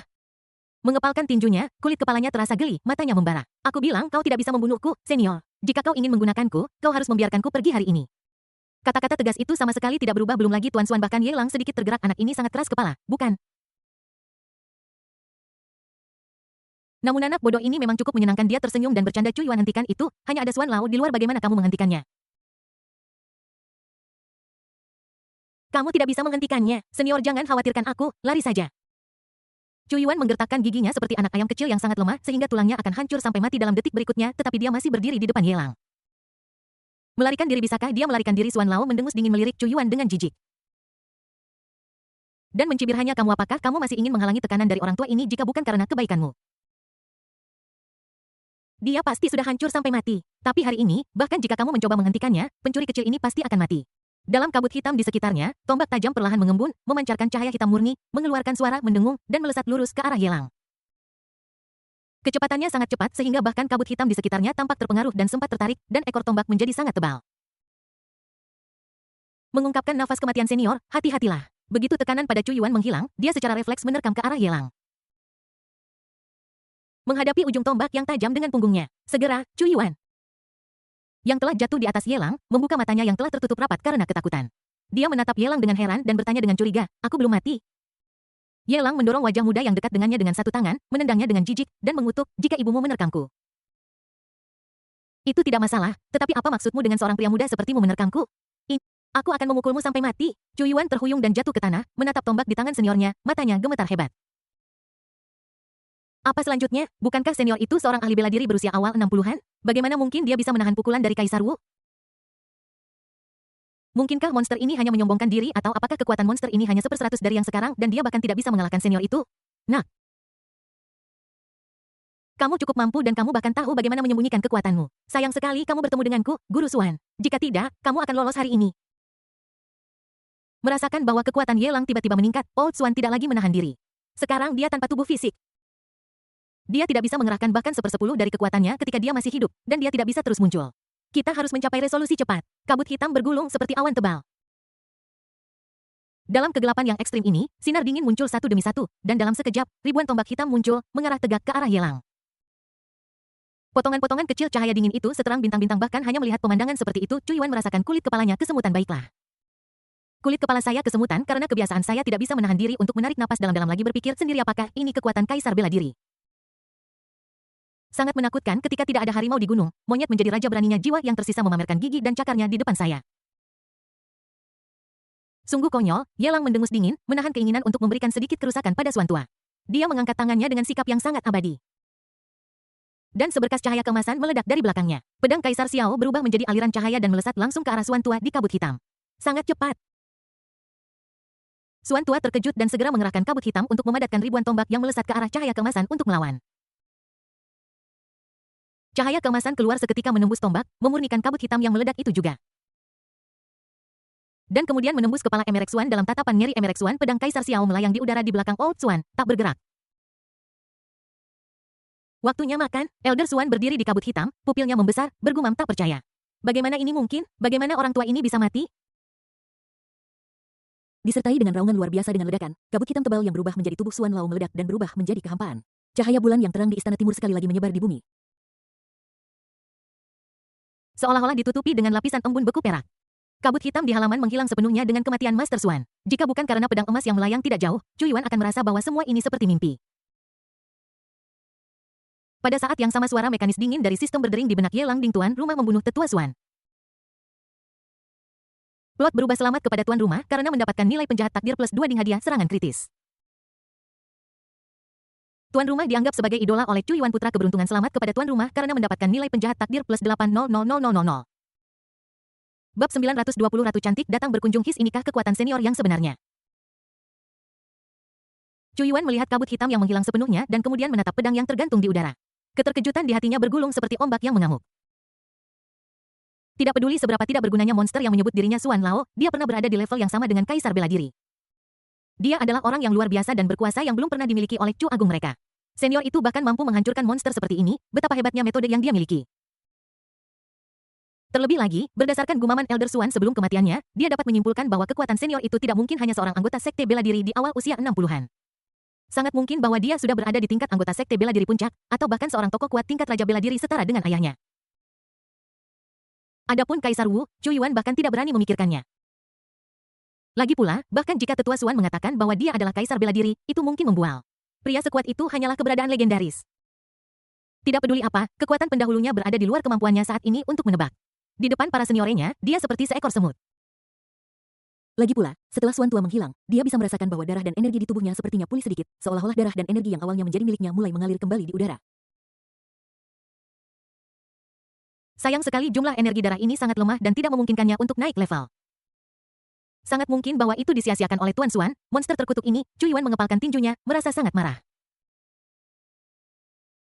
Demikian pula, Ye Lang juga mengerutkan kening, tenggelam dalam pikiran yang dalam, dan juga terkejut dalam hatinya. Apakah ini keberuntungan besar Chu Yuan, sang putra keberuntungan? Hanya dengan berurusan dengan satu tetua Suan, dia memberikan sejumlah besar nilai penjahat takdir sebesar 8 juta. Jika dia membunuhnya, itu akan menjadi bencana. Yah! Ide ini baru saja muncul dan dipadamkan oleh Ye Lang. Apapun yang terjadi, anak ini adalah putra keberuntungan yang inspiratif, dan dia memiliki karakter yang baik. Hanya dengan hidup saja sudah bisa memberikan begitu banyak nilai penjahat takdir, jadi mengapa membunuh angsa yang bertelur emas? Dia bukan tipe orang jahat yang tidak masuk akal dan membunuh putra keberuntungan tanpa pandang bulu. Terlebih lagi, sangat mungkin Old Suan juga memainkan peran besar dalam hal ini. Meskipun orang ini adalah penjahat, dia akan memiliki pertempuran hidup dan mati dengan Chu Yuan di masa depan. Tapi jelas itu adalah bagian akhir dari plot. Di bagian awal, Tuan Suan masih memberikan bantuan yang cukup besar kepada Chu Yuan. Sampai batas tertentu. Besarnya perubahan dalam plot ini cukup besar. Tidak terlalu mengejutkan untuk memiliki umpan balik sebesar ini pada nilai Destiny V-Line. Terima kasih atas bantuan Anda, senior. Saya bisa merasakan bahwa masalah hilangnya ki dan darah telah teratasi. Saya bersedia melakukan yang terbaik untuk menemukan apa yang Anda minta dari saya. Chu Yuan berlutut di tanah tanpa mengatakan apapun. Daripada tunduk di hadapan penjahat Suan Lao yang diselimuti kabut hitam, dia lebih yakin dengan senior dengan cahaya keemasan dan penampilan seperti dewa.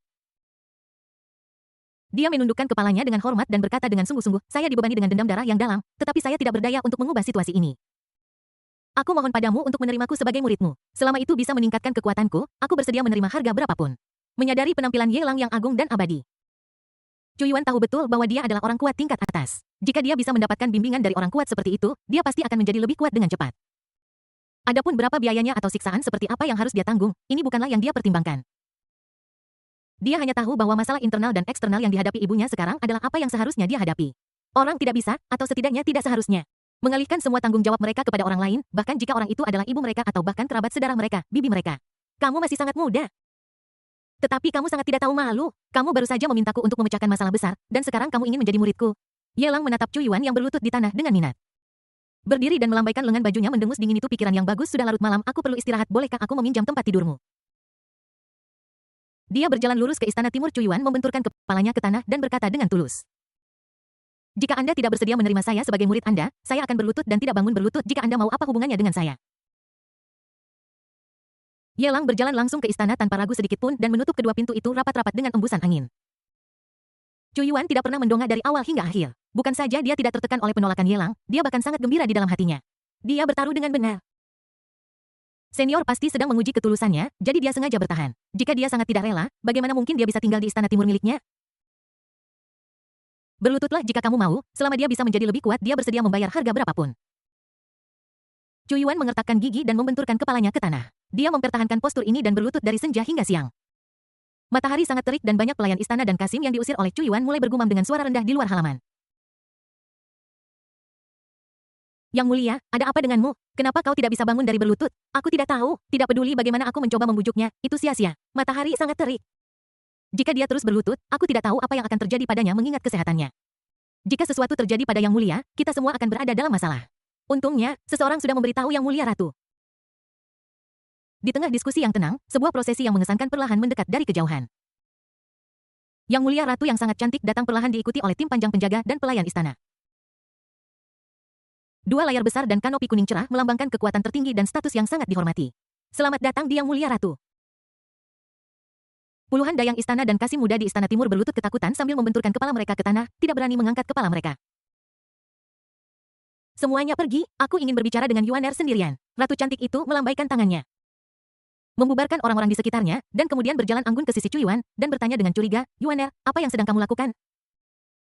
Chu Yuan tidak mendongak, punggungnya terasa terbakar kesakitan di bawah terik matahari. Butir-butir keringat menetes dari dahinya dengan sangat lambat dan dia hampir sekering orang mati. Dia menelan ludah dan melaporkan kepada ibunya semua yang terjadi tadi malam. Ada beberapa hal yang bisa disembunyikan siapapun, kecuali ibunya. Dia tidak bersedia mengatakan kebohongan palsu apapun padanya. Mendengar ini, Ratu cantik itu mengerutkan kening karena curiga. Apakah benar-benar ada orang aneh seperti itu? Dia tahu betul karakter Chu Yuan dan tahu dia tidak akan pernah berbohong padanya. Dia penasaran tetapi juga marah. Bahkan jika dia adalah orang yang luar biasa, dia seharusnya tidak membiarkan putra mahkota Great Chu berlutut di tanah dengan cara yang memalukan seperti itu. Dia menatap dengan marah ke gerbang istana timur yang tertutup rapat mengambil langkah maju dan berjalan mendekat tiba-tiba dia terhuyung sejenak dan kegelapan tiba-tiba muncul di depan matanya. Tetapi ketidaknyamanan itu segera menghilang. Permaisuri yang cantik menenangkan diri dan mendatangi gerbang istana musim semi pangeran dengan anggun dia berkata dengan suara yang dalam Anda telah datang dari jauh. Aku ingin tahu apakah aku bisa berkesempatan melihat wajahmu bab 921 ketidaksetujuan di gerbang Chunfang, angin sepoi-sepoi bertiup melewati jubah naga permaisuri cantik itu berkibar. Dan debu di tanah berputar tertiup angin dan bergerak menjauh ke kejauhan. Ratu cantik itu menundukkan kepalanya, melirik debu di tanah, sedikit mengernyit. Dan sudah memperhatikan Kasim dan pelayan malas di istana timur di dalam hatinya, berniat menghukum mereka nanti. Dia perlahan mengangkat kepalanya dan menatap Chunfang yang tidak bergerak alisnya semakin berkerut erat. Yang Mulia tinggal di istana timur putra mahkota Chu Agungku, apakah Anda bahkan tidak ingin bertemu dengan saya? Suara ratu yang cantik itu menjadi dingin. Dia sangat ingin tahu siapa orang ini dan bagaimana dia bisa menipu Yuaner untuk melakukan hal itu. Dia bahkan tidak bersedia memberikan muka kepada Ratu Agung Chu. Apakah mereka benar-benar memiliki kepercayaan diri atau itu hanya kucing buta yang menangkap tikus mati? Dengan beberapa trik yang membantu mereka mendapatkannya, tetapi tidak ada bukti nyata lainnya selama waktu ketika permaisuri cantik sedang berpikir, pintu Chunfang tetap tertutup. Tidak ada gerakan sama sekali, bahkan tidak ada suara langkah kaki Ratu cantik mengerutkan kening, mengambil langkah maju. Dan hendak mendobrak pintu, Chu Yuan di belakangnya segera mengangkat kepalanya tetap berlutut dan membujuknya. Ibu, senior itu menghabiskan terlalu banyak energi tadi malam dan mungkin sedang beristirahat. Mohon jangan ganggu dia, ini adalah masalah pribadi Yuaner. Yuaner tahu maksud baik ibu tetapi senior itu adalah seorang master dan perilakunya tidak konvensional. Dia tidak bisa terikat oleh adat istiadat Dacu. Yuaner. Sang ratu berbalik dan menatap Chu Yuan dengan tatapan keras kepala dan degil. Dia tidak bisa menahan diri untuk sedikit meninggikan suaranya, seolah-olah dia diam-diam kesal. Tetapi tidak berdaya, sudahlah, bagaimanapun, seperti yang Yuaner katakan. Masalah menghilangnya ki dan darahnya telah terpecahkan. Tidak peduli apa, bahkan jika itu adalah kucing buta yang menangkap tikus mati, senior ini telah banyak membantu. Dan dia seharusnya tidak merasa kesal terhadapnya. Pada saat ini, pejabat wanita di luar istana timur berjalan masuk perlahan, datang ke sisi ratu yang cantik. Menundukkan kepalanya dan berkata dengan hormat, Yang Mulia, Pangeran King ingin bertemu dengan Anda untuk suatu keperluan. Ada apa? Sang ratu sedikit mengernyit, agak terkejut. Pangeran King adalah keturunan pahlawan pendiri Chu Agung dan memegang status yang sangat tinggi. Namun, orang ini selalu sangat dekat dengan Pangeran Wu dan niatnya sudah jelas. Dia tidak akan pernah datang ke istana tanpa alasan atau terlibat dengan keluarga kerajaan karena takut menimbulkan kejijikan Pangeran Wu. Aneh hari ini, dia benar-benar berinisiatif untuk meminta pertemuan. Pejabat wanita itu berkata dengan panik, Pangeran King ada di sini untuk melamar atas nama putra mahkota. Putra mahkota King adalah salah satu pelamar fanatik Putri Wuxianer. Dikatakan bahwa putra mahkota mengalahkan Putri Wuxianer, jadi dia datang untuk meminta nasihat dari putra mahkota dan berharap Yang Mulia akan membatalkan pertunangan antara putra mahkota dan Putri Wuxianer dan memberikan pernikahan itu kepada putra mahkota.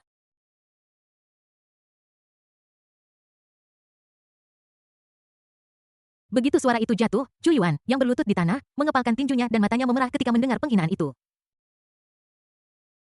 Penghinaan besar ini benar-benar tak tertahankan baginya. Di dunia ini, sebenarnya ada penghinaan yang begitu kejam. Membunuh orang dan menghancurkan hati mereka. Wuxianer ini memiliki hati yang sangat kejam. Pangeran King yang hebat, sungguh pangeran yang hebat.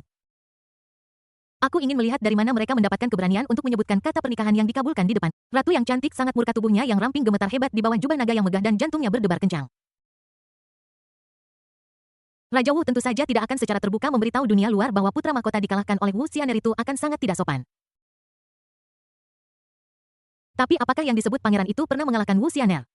Raja Wu tidak hanya mengarang berita palsu kepada dunia luar tetapi juga menggunakannya untuk membiarkan Pangeran King datang untuk mempermalukan Pangeran Dacu lagi. Belum lagi Yuaner, bahkan dia marah. Aku tidak tahan apapun yang terjadi. Bagaimana mungkin ini menjadi provokasi dari Raja King dan putranya? Ini jelas merupakan misi rahasia dari Raja Wu. Bagaimana mungkin Raja Wu peduli dengan martabat keluarga kerajaan? Yang disebut fabrikasi fakta hanyalah untuk mempermalukan Yuan Er sekali lagi. Apakah kamu di sini? Apakah kamu begitu berani sekarang untuk menghadapi keluarga kerajaan? Ratu yang cantik menarik napas dalam-dalam dan berusaha untuk tetap tenang. Kemudian dia melihat Chu Yuan yang berlutut di tanah dan berkata dengan tenang, Yuan Er, jangan khawatir, ibu pasti tidak akan membiarkan masalah ini memengaruhi kamu. Ibu, Chu Yuan mengangkat kepalanya, matanya merah, dan giginya hampir patah. Dia mengepalkan tinjunya, dan dengan mentalitasnya yang masih muda, dia tidak bisa menelan amarah ini. Aku menerima tantangan ini. Beri aku waktu sejenak, aku akan bertarung dengan Pangeran King. Wuxianer mengalahkanku, tetapi itu sudah masa lalu. Dia tidak bisa menghentikanku selamanya. Tetapi jika aku tetap acuh tak acuh bahkan terhadap provokasi Pangeran King, maka itu pasti akan meninggalkan mimpi buruk di hatiku. Kapanpun aku menghadapi kesulitan di masa depan, aku secara tidak sadar akan memikirkan perlindungan ibuku. Cepat atau lambat, seekor elang muda harus belajar melebarkan sayapnya dan terbang. Bahkan putra mahkota Chu Agung tidak bisa selalu dilindungi dengan ketat. Aku harus belajar menghadapi kesulitan sendiri dan belajar mengatasinya sendiri. Yang mulia, putra mahkota adalah master bela diri Ki dan darah tingkat 12. Bahkan jika beberapa waktu berlalu, dengan tingkat kultivasimu, akan sulit bagimu untuk menghadapinya secara langsung. Dengan bakatmu, sama sekali tidak perlu bertarung untuk saat ini. Dengan dukungan dari Yang Mulia di masa depan, Anda pasti akan mampu memerintah kerajaan Chu dan menghancurkan para penantang saat ini dengan kekuatan absolut. Pejabat wanita itu segera mulai menghiburnya. Kata-kata tidak menyenangkan diucapkan di awal, diikuti dengan gelombang sanjungan. Bagaimanapun, dia adalah putra mahkota Great Chu, dan dia tidak memiliki keberanian untuk meremehkannya secara membabi buta. Jika bukan karena pengamatan tajam sang ratu, dia bahkan tidak akan berani menyuarakan fakta bahwa putra mahkota lemah. Yuan Er, jangan memperdebatkan jangka pendek, ibu akan membantumu dalam masalah ini. Ratu yang cantik juga berbicara. Dia tidak berpikir bahwa Yuan Er akan mampu menembus seniman bela diri tingkat 12 dalam beberapa hari atau bulan. Bahkan jika masalah darah Yuan Er yang menghilang terpecahkan, kekuatannya akan terus meningkat, tetapi Pangeran King bukanlah orang mati, dan dia juga akan meningkat, ibu. Saya bersedia mencobanya, tolong beri saya kesempatan. Chu Yuan tetap bersikeras dan menolak untuk menyerah apapun yang terjadi. Tepat ketika Ratu cantik itu hendak berbicara untuk menghentikannya, sebuah tawa keras datang dari anak laki-laki rumah musim semi, inilah yang saya sukai dari Anda. Yang lain menindasmu, tetapi kamu masih menahannya. Apa-apaan ini, hajar saja dia. Siapa peduli jika dia pangeran atau raja? Jika dia menyebabkan masalah, maka kita harus menekannya dengan kekerasan. Hajar dia sampai mati, peng. Pintu Chunfang tiba-tiba terbuka, dan sesosok tubuh bergegas masuk, menyebabkan angin kencang. Dan Yang Mulia Ratu Chu Agung akhirnya bertemu dengan senior yang sangat dihormati Yuan Er pada saat ini. Begitu muda dan tampan. Bahkan Yang Mulia Ratu tidak bisa menahan diri untuk tidak merasa sedikit tersentuh ketika dia melihat Ye Lang untuk pertama kalinya. Dengan kecantikan seperti itu, akan sulit untuk menemukan orang kedua yang bisa menandinginya, bahkan di seluruh Dacu. Pria muda dan tampan seperti itu sebenarnya memiliki tingkat kultivasi yang bahkan membuat Yuan Er kagum. Dia tanpa sadar merasa sedikit tidak yakin. Tapi dia tidak menunjukkannya. Sebaliknya, dia menatap Ye Lang dengan ekspresi sedikit lega dan berkata dengan tenang, Yang Mulia akhirnya bersedia keluar dan menemuiku. Meskipun Anda memiliki niat baik, saya berhak untuk melindungi Yuan Er dari angin dan hujan. Kesenjangan kekuatan sementara tidak berarti bahwa saya tidak perlu mentolerirnya selamanya. Maknanya sangat jelas bahwa dia menentang sudut pandang Ye Lang. Dia tidak berniat mengikuti saran Yuan Er dan pemuda tampan ini tertawa. Sudut mulut Ye Lang sedikit terangkat. Dan ketika dia menyadari ada sesuatu yang salah, dia menarik kembali mulutnya dengan ibu jarinya dan mencibir. Ratu bermaksud bahwa jika kita bertahan untuk sementara waktu, semuanya akan damai. Atau apakah itu berarti bahwa segala sesuatu berubah seiring waktu? Jangan membenci kaum muda yang miskin, jangan membenci orang paruh baya yang miskin. Jangan membenci orang tua yang miskin, orang mati lebih hebat. Bab 922 Senjata Ilahi Putra Keberuntungan. Ketika Ratu Cantik mendengar kata-kata sebelumnya, dia tidak bisa menahan diri untuk mengangguk. Inilah pikiran sejatinya, sepertinya senior yang disebutkan oleh Yuaner benar-benar memahami perasaannya dengan sangat baik. Namun, ketika dia mendengar kata-kata berikut, alisnya tiba-tiba berkerut. Ratu tampaknya sangat tidak senang. Sejak kapan putra mahkota suatu negara perlu takut pada seorang pangeran? Seorang master bela diri Ki dan darah tingkat 12 itu hebat. Bukankah ini hanya duel, hanya berkompetisi? Jika Anda menyerah sekarang, bagaimana Anda bisa memastikan bahwa Chu Yuan dapat menekan pangeran ini di masa depan?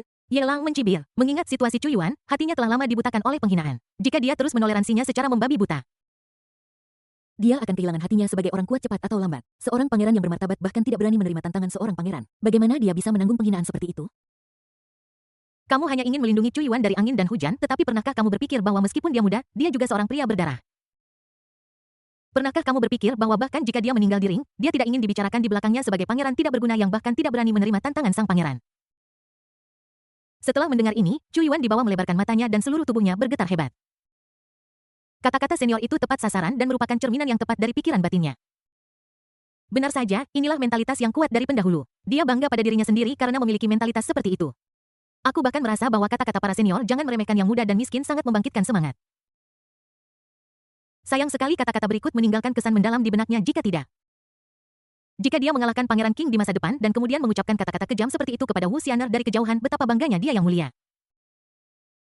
Ratu yang cantik menatap Ye Lang dengan tatapan tajam dan alisnya yang berkerut rapat perlahan mengendur. Kemarahan di hatiku berangsur-angsur menghilang. Jelas dia adalah orang yang sangat rasional. Dia sebelumnya berpikir bahwa idenya adalah solusi yang sangat baik, tetapi setelah diingatkan oleh Ye Lang, dia tiba-tiba merasa bahwa dia memang telah mengabaikan pikiran batin Yuanel.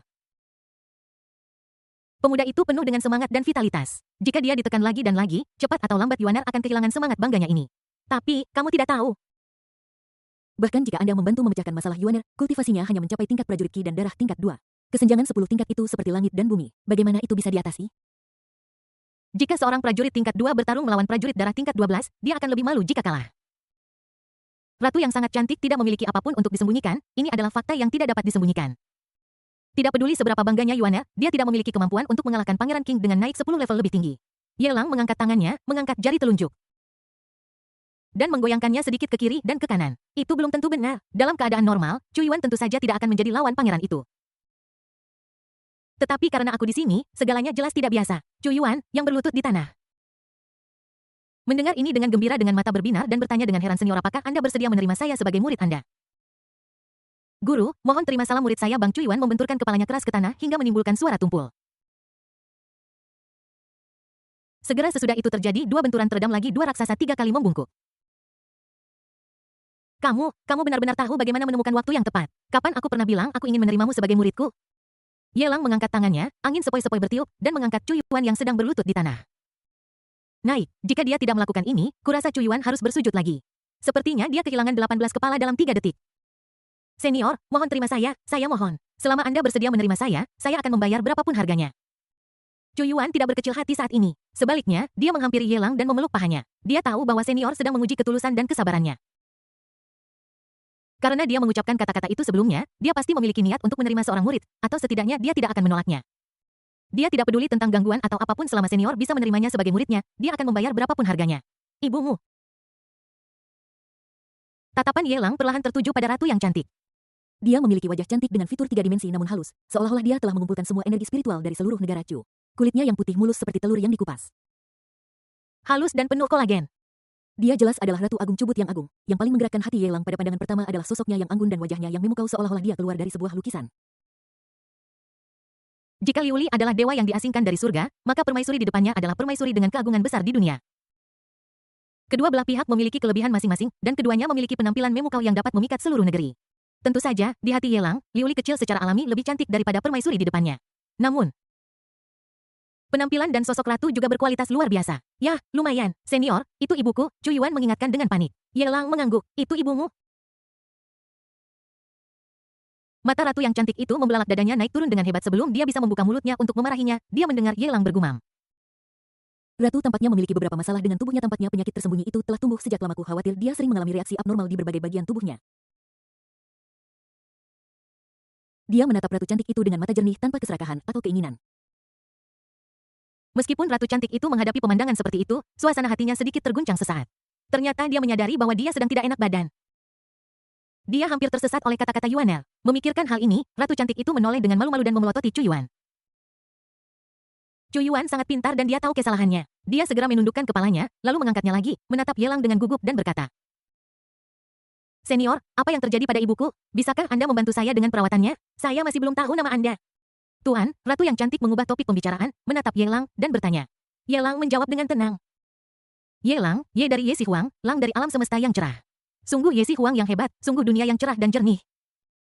Ratu yang cantik itu berseru kagum walaupun dia tidak mengenal Ye Si Huang. Kata Si Huang membuatnya menghela napas. Adapun dunia yang cerah dan jelas itu adalah masa depan cerah yang dia kejar. Orang yang menciptakan nama ini benar-benar orang yang pintar. Tuan Ye, mohon jangan khawatir tentang kesehatan saya. Saya ingin tahu berapa lama waktu yang dibutuhkan agar kultivasi Yuaner meningkat dan mampu melawan Pangeran King. Sang ratu tidak sepenuhnya percaya kata-kata Yelang, tetapi dia juga tidak membantahnya. Dia memberi Yelang waktu ini untuk mengajari Yuaner. Jika kekuatannya benar-benar meningkat pesat, itu akan menjadi hal yang baik bagi Yuaner untuk mengalahkan Pangeran King. Jika masih ada kesenjangan besar dalam kekuatan, kita bisa membuat alasan untuk menghindarinya. Raja King biasa tidak memiliki kemampuan untuk membuat Ratu Chu Agung mematuhi perintahnya besok. Mari kita lihat perkembangan Chu Yuan hari ini dan carikan dia senjata lain. Yelang menjawab langsung ke intinya. Kesehatan Ratu sudah lama terpengaruh oleh kerja berlebihan, dan penyakit itu akan pecah cepat atau lambat. Tidak perlu terburu-buru, dan dia bisa menunggu sampai penyakit itu pecah. Hal yang paling dia nantikan sekarang adalah senjata putra takdir di perbendaharaan kerajaan Chu Agung, tombak Overlord. Meskipun tombak Overlord ini telah rusak di tangan Kaisar pertama Chu Agung, bukan tidak mungkin untuk memperbaikinya. Dengan bantuan tombak Overlord inilah, Chu Yuan memulai jalannya menuju dominasi. Di periode selanjutnya, Chu Yuan bahkan dengan lebih kuat mengalahkan para goblin, serigala es dan suku hantu, dan memperoleh materi spiritual luar biasa untuk memperbaikinya sepenuhnya, menjadikannya senjata ilahi. Bab 923 Tombak Overlord yang berdebu. Waktu hari untuk apa ini? Bahkan Ratu Cantik pun tanpa sadar mengerutkan kening setelah mendengar jawaban seperti itu. Ternyata benar seperti yang Yuaner katakan, pemuda bernama Yelang ini benar-benar memiliki keterampilan. Tetapi jalan kultivasi adalah mencuri yin dan yang dan merebut ciptaan. Perjalanan itu sulit dan berat. Dibutuhkan akumulasi waktu, keringat, dan bahkan darah sebelum seseorang dapat mencapai sesuatu. Di antara orang-orang kuat di Dacu saat ini, siapa di antara mereka yang tidak bertahan dengan cara ini? Alasan mengapa aku begitu kuat sekarang hanya karena aku telah melalui begitu banyak kesulitan di masa lalu. Hanya dalam satu hari, seberapa banyak Yuan dapat meningkat dari seorang prajurit Ki dan darah tingkat 2? Belum lagi yang mulia ratu, bahkan Chu Yuan sendiri pun terkejut dengan kata-kata Yelang. Apa yang bisa dilakukan dalam satu hari? Dia mengatakan bahwa dia ingin bertarung melawan Pangeran King, tetapi itu membutuhkan batas waktu untuk memberinya ruang untuk perbaikan.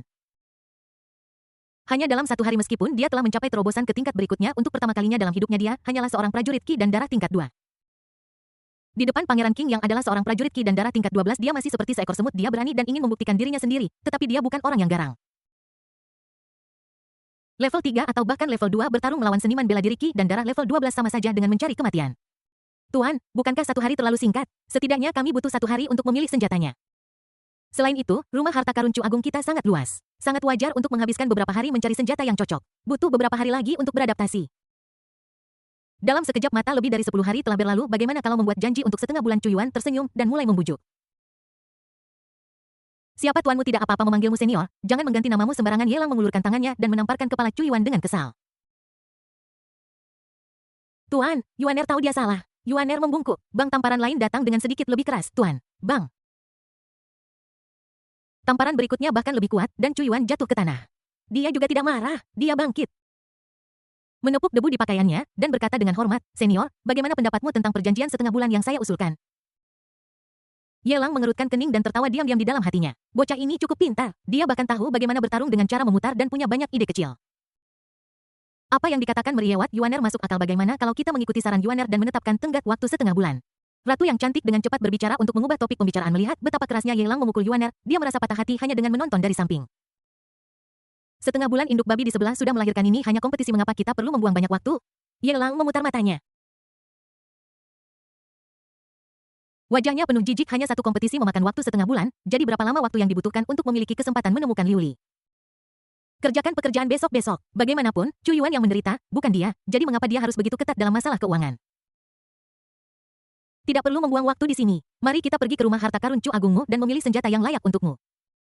Ye Lang menepuk punggung Chu Yuan, mengabaikan ratu cantik itu, dan berjalan keluar dari istana timur dengan santai. Melihat punggung kedua orang yang menjauh, pejabat wanita itu menundukkan kepalanya dan berkata dengan panik, "Yang mulia. Perbendaharaan Great Chu adalah area terlarang. Bahkan jika Yang Mulia ingin masuk, dia perlu mendapatkan izin Anda terlebih dahulu, Tuan." Ye adalah orang luar, bukankah agak tidak pantas baginya untuk gegabah memasuki ratu cantik itu? Menatap ke depan Ye Lang dan Chu Yuan. Satu besar dan satu kecil membentuk dua siluet miring panjang di bawah sinar matahari. Chu Yuan terus mendekati Ye Lang, tetapi yang terakhir mendorongnya menjauh dengan menekan kepalanya dengan jijik. Setelah mengulangi ini selama puluhan kali, dia akhirnya menyerah dan menyetujui perilaku ini. Dari waktu ke waktu tawa gembira Chu Yuan bisa terdengar. Ratu cantik yang wajahnya selalu dingin dan acuh tak acuh akhirnya menunjukkan senyum hangat sejak kematian kaisar sebelumnya. Aku belum pernah melihat seorang pemuda seperti Yuaner membuka hatinya seperti ini. Bagaimanapun, kedatangan Tuan Ye lah yang membantu Yuaner membuka hatinya. Dan intervensi Tuan Ye juga yang memecahkan masalah Qi dan darah Yuaner yang menghilang. Belum lagi perbendaharaan Chu Agung, bahkan seluruh Chu Agung akan menjadi milik Yuaner mulai sekarang. Selama dia bersedia, dia bisa membiarkan siapapun masuk. Yang Mulia bijaksana, petugas wanita itu dengan cepat mencondongkan tubuh ke depan untuk memujinya, tidak berani mengucapkan sepatah kata pun lagi. Jauh di dalam istana Chu Agung, Chu Yuan memegang token pangeran. Diizinkan oleh para penjaga untuk berjalan perlahan menaiki tangga perbendaharaan bawah tanah bersama Ye Lang. Dia mendongak dari waktu ke waktu, dengan ekspresi gembira di wajahnya yang muda. "Senior, walaupun kamu memilih senjata untukku kali ini, ada banyak harta karun di perbendaharaan Chu Agung. Jika kamu menemukan sesuatu yang kamu sukai atau senjata yang cocok untukmu, Kamu boleh membawanya pergi. Kamu bahkan belum memutuskan apa yang kamu inginkan, tetapi kamu mempertimbangkan. Aku pikirkan tentang senjata apa yang akan kamu gunakan untuk mengalahkan Pangeran King terlebih dahulu." Ye Lang secara refleks menamparkan kepala Chu Yuan setelah suara tamparan yang nyaring terang muncul tiba-tiba di depan kedua orang itu. Penampakan sebenarnya dari rumah harta karun Great Chu akhirnya terungkap di depan mereka berdua. Ini adalah ruang bawah tanah yang sangat luas, begitu besar sehingga Anda tidak dapat melihat ujungnya secara sekilas. Di dalam perbendaharaan, ada deretan rak buku yang tersusun rapi dan di atasnya dipenuhi dengan segala macam rahasia seni bela diri. Ini adalah fondasi dari Chu Agung dan juga merupakan cara mutlak yang digunakan oleh Chu Agung untuk merekrut ahli dari seluruh dunia dan mengendalikan bawahannya. Tentu saja, ini tidak dapat diakses oleh Chu Yuan. Sebagai seorang prajurit Qi dan darah tingkat 2, dia hanyalah sampah dan tidak berguna untuk rahasia seni bela diri ini untuk melawan musuh. Adapun Ye Lang, aku bahkan tidak meliriknya. Di luar area buku rahasia adalah area senjata sesungguhnya. Berbagai lemari dan rak dipenuhi dengan senjata termasuk kapak, tombak, pengait, garpu, pedang, senjata api, tongkat, dan 18 jenis senjata. Beberapa senjata tampak biasa saja, tetapi hanya dengan menempatkannya di sana, mereka memberi Chu Yuan perasaan penindasan yang ekstrim. Ada juga beberapa yang memancarkan cahaya redup di atas, menunjukkan bahwa mereka tidak biasa. Ye Lang meliriknya dengan cepat dan langsung tertarik oleh tombak overload yang rusak yang ditempatkan di platform tinggi. Tombak itu berwarna hitam dengan panjang 13 kaki 7 inci, dan beratnya tidak diketahui, tetapi platform berlapis emas menunjukkan bahwa berat tombak overload ini luar biasa. "Senior, apakah Anda tertarik dengan tombak overload ini? Ini adalah senjata ilahi yang dibawa oleh Kaisar pertama Chu Agung kita. Ini adalah kelas yang sangat tinggi dan tidak berada pada level yang sama dengan senjata lain di rumah harta karun ini. Sayangnya, tombak overload rusak dalam pertempuran antara Kaisar pertama dan musuh dan tidak lagi utuh. Keberadaan fragmen di ujung-ujung tombak masih belum diketahui. Dan bahkan badan tombak pun rusak. Selain itu, tombak overload ini sudah memiliki spiritualitas, dan bahan biasa sama sekali tidak cocok dengannya. Bahkan jika semua pengrajin terampil di Chu Agung digunakan, mereka tidak akan dapat memperbaikinya. Menurut apa yang ayahku katakan dulu, jika kita dapat menemukan batu kristal Suanyuan dan besi meteorit ametis, dan kemudian menambahkan esensi dan darah dari orang kuat tingkat kaisar bela diri, maka itu dapat diperbaiki sepenuhnya. Sayang sekali belum lagi dua materi spiritual pertama sangat langka dan jarang di dunia, bahkan esensi dan darah tingkat kaisar bela diri jelas bukan sesuatu yang bisa didapatkan oleh orang biasa. Apalagi esensi darah, bahkan jika itu seorang prajurit tingkat kaisar bela diri, hanya kaisar pertama Chu Agung kita yang mencapai tingkat ini, dan tidak akan ada prajurit seperti itu di masa depan. Chu Yuan menghela napas pelan, dan hanya bisa menyaksikan senjata ajaib Chu Agung mengumpulkan debu di perbendaharaan, tanpa cara untuk memperbaikinya. Dia memiliki obsesi di dalam hatinya yang kini mulai berakar setelah memecahkan masalah menghilangnya Qi dan darah, dia bisa menjadi lebih kuat dengan lancar. Dia akan mencoba yang terbaik untuk terus menjadi lebih kuat, tidak peduli seberapa sulit dan bergelombangnya jalan itu. Suatu hari, dia akan memulihkan kejayaan mantan Chu Agung. Dia akan membiarkan senjata sihir Chu Agung, tombak overload mendominasi dunia lagi, dan menunjukkan kekuatannya di depan dunia. Ye Lang mengulurkan tangannya dan mengipasi Chu Yuan yang sedang tenggelam dalam visinya tentang masa depan yang cerah, membangunkannya. Dia menatapnya dan berkata tanpa basa-basi. Chu Yuan Yu sebelumnya mengatakan bahwa jika ada sesuatu di rumah harta ini yang aku sukai, kamu bisa membiarkanku membawanya pergi sesuka hati. Bab 924 Keraguan Langsia, itu yang aku katakan, tetapi tombak overload ini sudah rusak. Senior, Anda sudah memiliki pedang yang berharga itu, jadi mengapa Anda tertarik dengan tombak overload yang rusak ini? Chu Yuan mengangguk kaku. Jelas tidak menyangka bahwa setelah penjelasannya, Ye Lang masih memiliki pemikiran seperti itu. Tombak overload ini sekarang tidak berguna dan bahkan tidak dapat mengerahkan 1% pun dari kekuatan penuhnya. Bagi para senior, itu hanyalah tulang ayam. Kenapa kamu begitu peduli? Ye Lang tertawa main-main awalnya, aku tidak bermaksud melakukan itu, tapi kebetulan aku punya semua materi yang kamu sebutkan.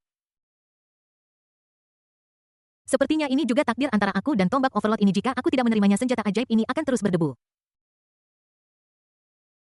Setelah mengatakan itu, dia mengeluarkan materi spiritual kristal Xuan Yuan batu meteorit ametis. Dan sebotol kecil esensi darah tingkat kaisar bela diri yang diperoleh dari goblin, hantu, dan serigala mengerikan dari ruang sistem. 3 material spiritual yang memancarkan warna-warna cemerlang melayang di udara. Dan tombak overload yang merasakan material spiritual itu mulai bergetar di platform, mengeluarkan suara dengungan logam snap. Sebuah aura yang ditandai oleh perjalanan waktu terpancar dari tombak overload menyebabkan platform berlapis emas runtuh dalam sekejap dan berubah menjadi tumpukan debu. Namun, tombak overload melayang di udara dengan cahaya hitam dan emas aneh yang mulai tumbuh pesat dari lemah menjadi kuat. 3 bola materi spiritual berubah menjadi aliran cahaya dan melesat ke arah tombak overload. Meteorit ametis berubah menjadi bola besi cair ungu yang menempel pada ujung tombak overload dan mengalir di sepanjangnya, memperbaiki ujung yang patah. Batu kristal Xuan Yuan berubah menjadi beberapa aliran cahaya dan disuntikkan ke dalam badan tombak overload. Sedangkan untuk esensi darah tingkat kaisar bela diri, setelah botol kecil itu pecah, esensi darah yang bersinar dari klan hantu terkuat di dalamnya mengembun menjadi perisai cahaya yang indah, menutupi seluruh tombak overload. Aura agung yang bahkan tidak bisa ditutupi oleh perisai cahaya meluap dan seluruh rumah harta Dacu mulai bergetar. Amplitudo getarannya semakin besar dan jangkauan penyebarannya semakin luas dan semakin luas. Di dalam istana Chu Agung, para dayang istana dan Kasim yang tak terhitung jumlahnya berlutut di tanah ketakutan ketika mereka merasakan bumi bergetar. Dan jeritan terdengar satu demi satu. Ya naga bumi telah terbalik, tolong aku belum ingin mati. Jangan makan aku, kumohon jangan makan aku. Aku belum menyerahkan uang yang aku simpan di istana selama bertahun-tahun ini kepada orang tuaku. Aku belum melihat momen ketika kakakku menikah. Aku belum ingin mati, aku ingin hidup, ditenangkan oleh pejabat wanita di sampingnya. Dia mengerutkan kening, melihat para penjaga yang datang untuk melindunginya, dan bertanya dengan dingin, di mana sumber gempa bumi ini? Penjaga itu menunjuk ke kedalaman istana dan berkata, mungkin di arah perbendaharaan kerajaan. Di sanalah suara naga bumi yang berbalik paling keras. Beberapa istana sudah mulai runtuh. Pikiran permaisuri cantik itu sedikit bergerak. Dia berbalik dan melihat sekelompok Kasim dan pelayan istana berlutut di tanah, bahkan membuang kipas layar dan kanopi mereka. Dia segera mengerutkan kening dan memerintahkan tanpa ampun. Bawa keluar para dayang istana dan Kasim ini dan pukuli mereka sampai mati. Sisanya akan dipukuli dengan 20 cambukan. Dayang ini dikeluarkan dari istana, tetapi dia diizinkan untuk membawa barang-barang berharganya bersamanya. Perintah ratu sangat dingin, dan dia sama sekali tidak peduli dengan nyawa para Kasim dan dayang istana.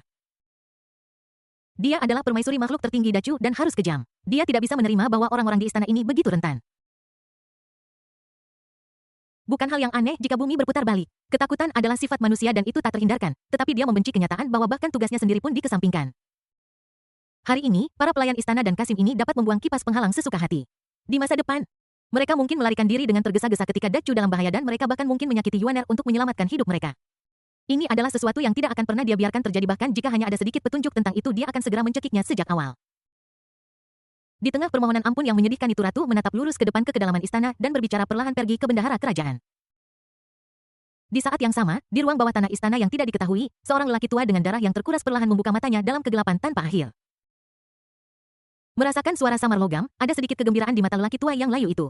Dia ingin bangun dan pergi memeriksanya. Dia hanya melirik tubuh busuk yang jantungnya bisa terlihat berdetak, menghela napas tanpa daya, dan kemudian perlahan menutup matanya.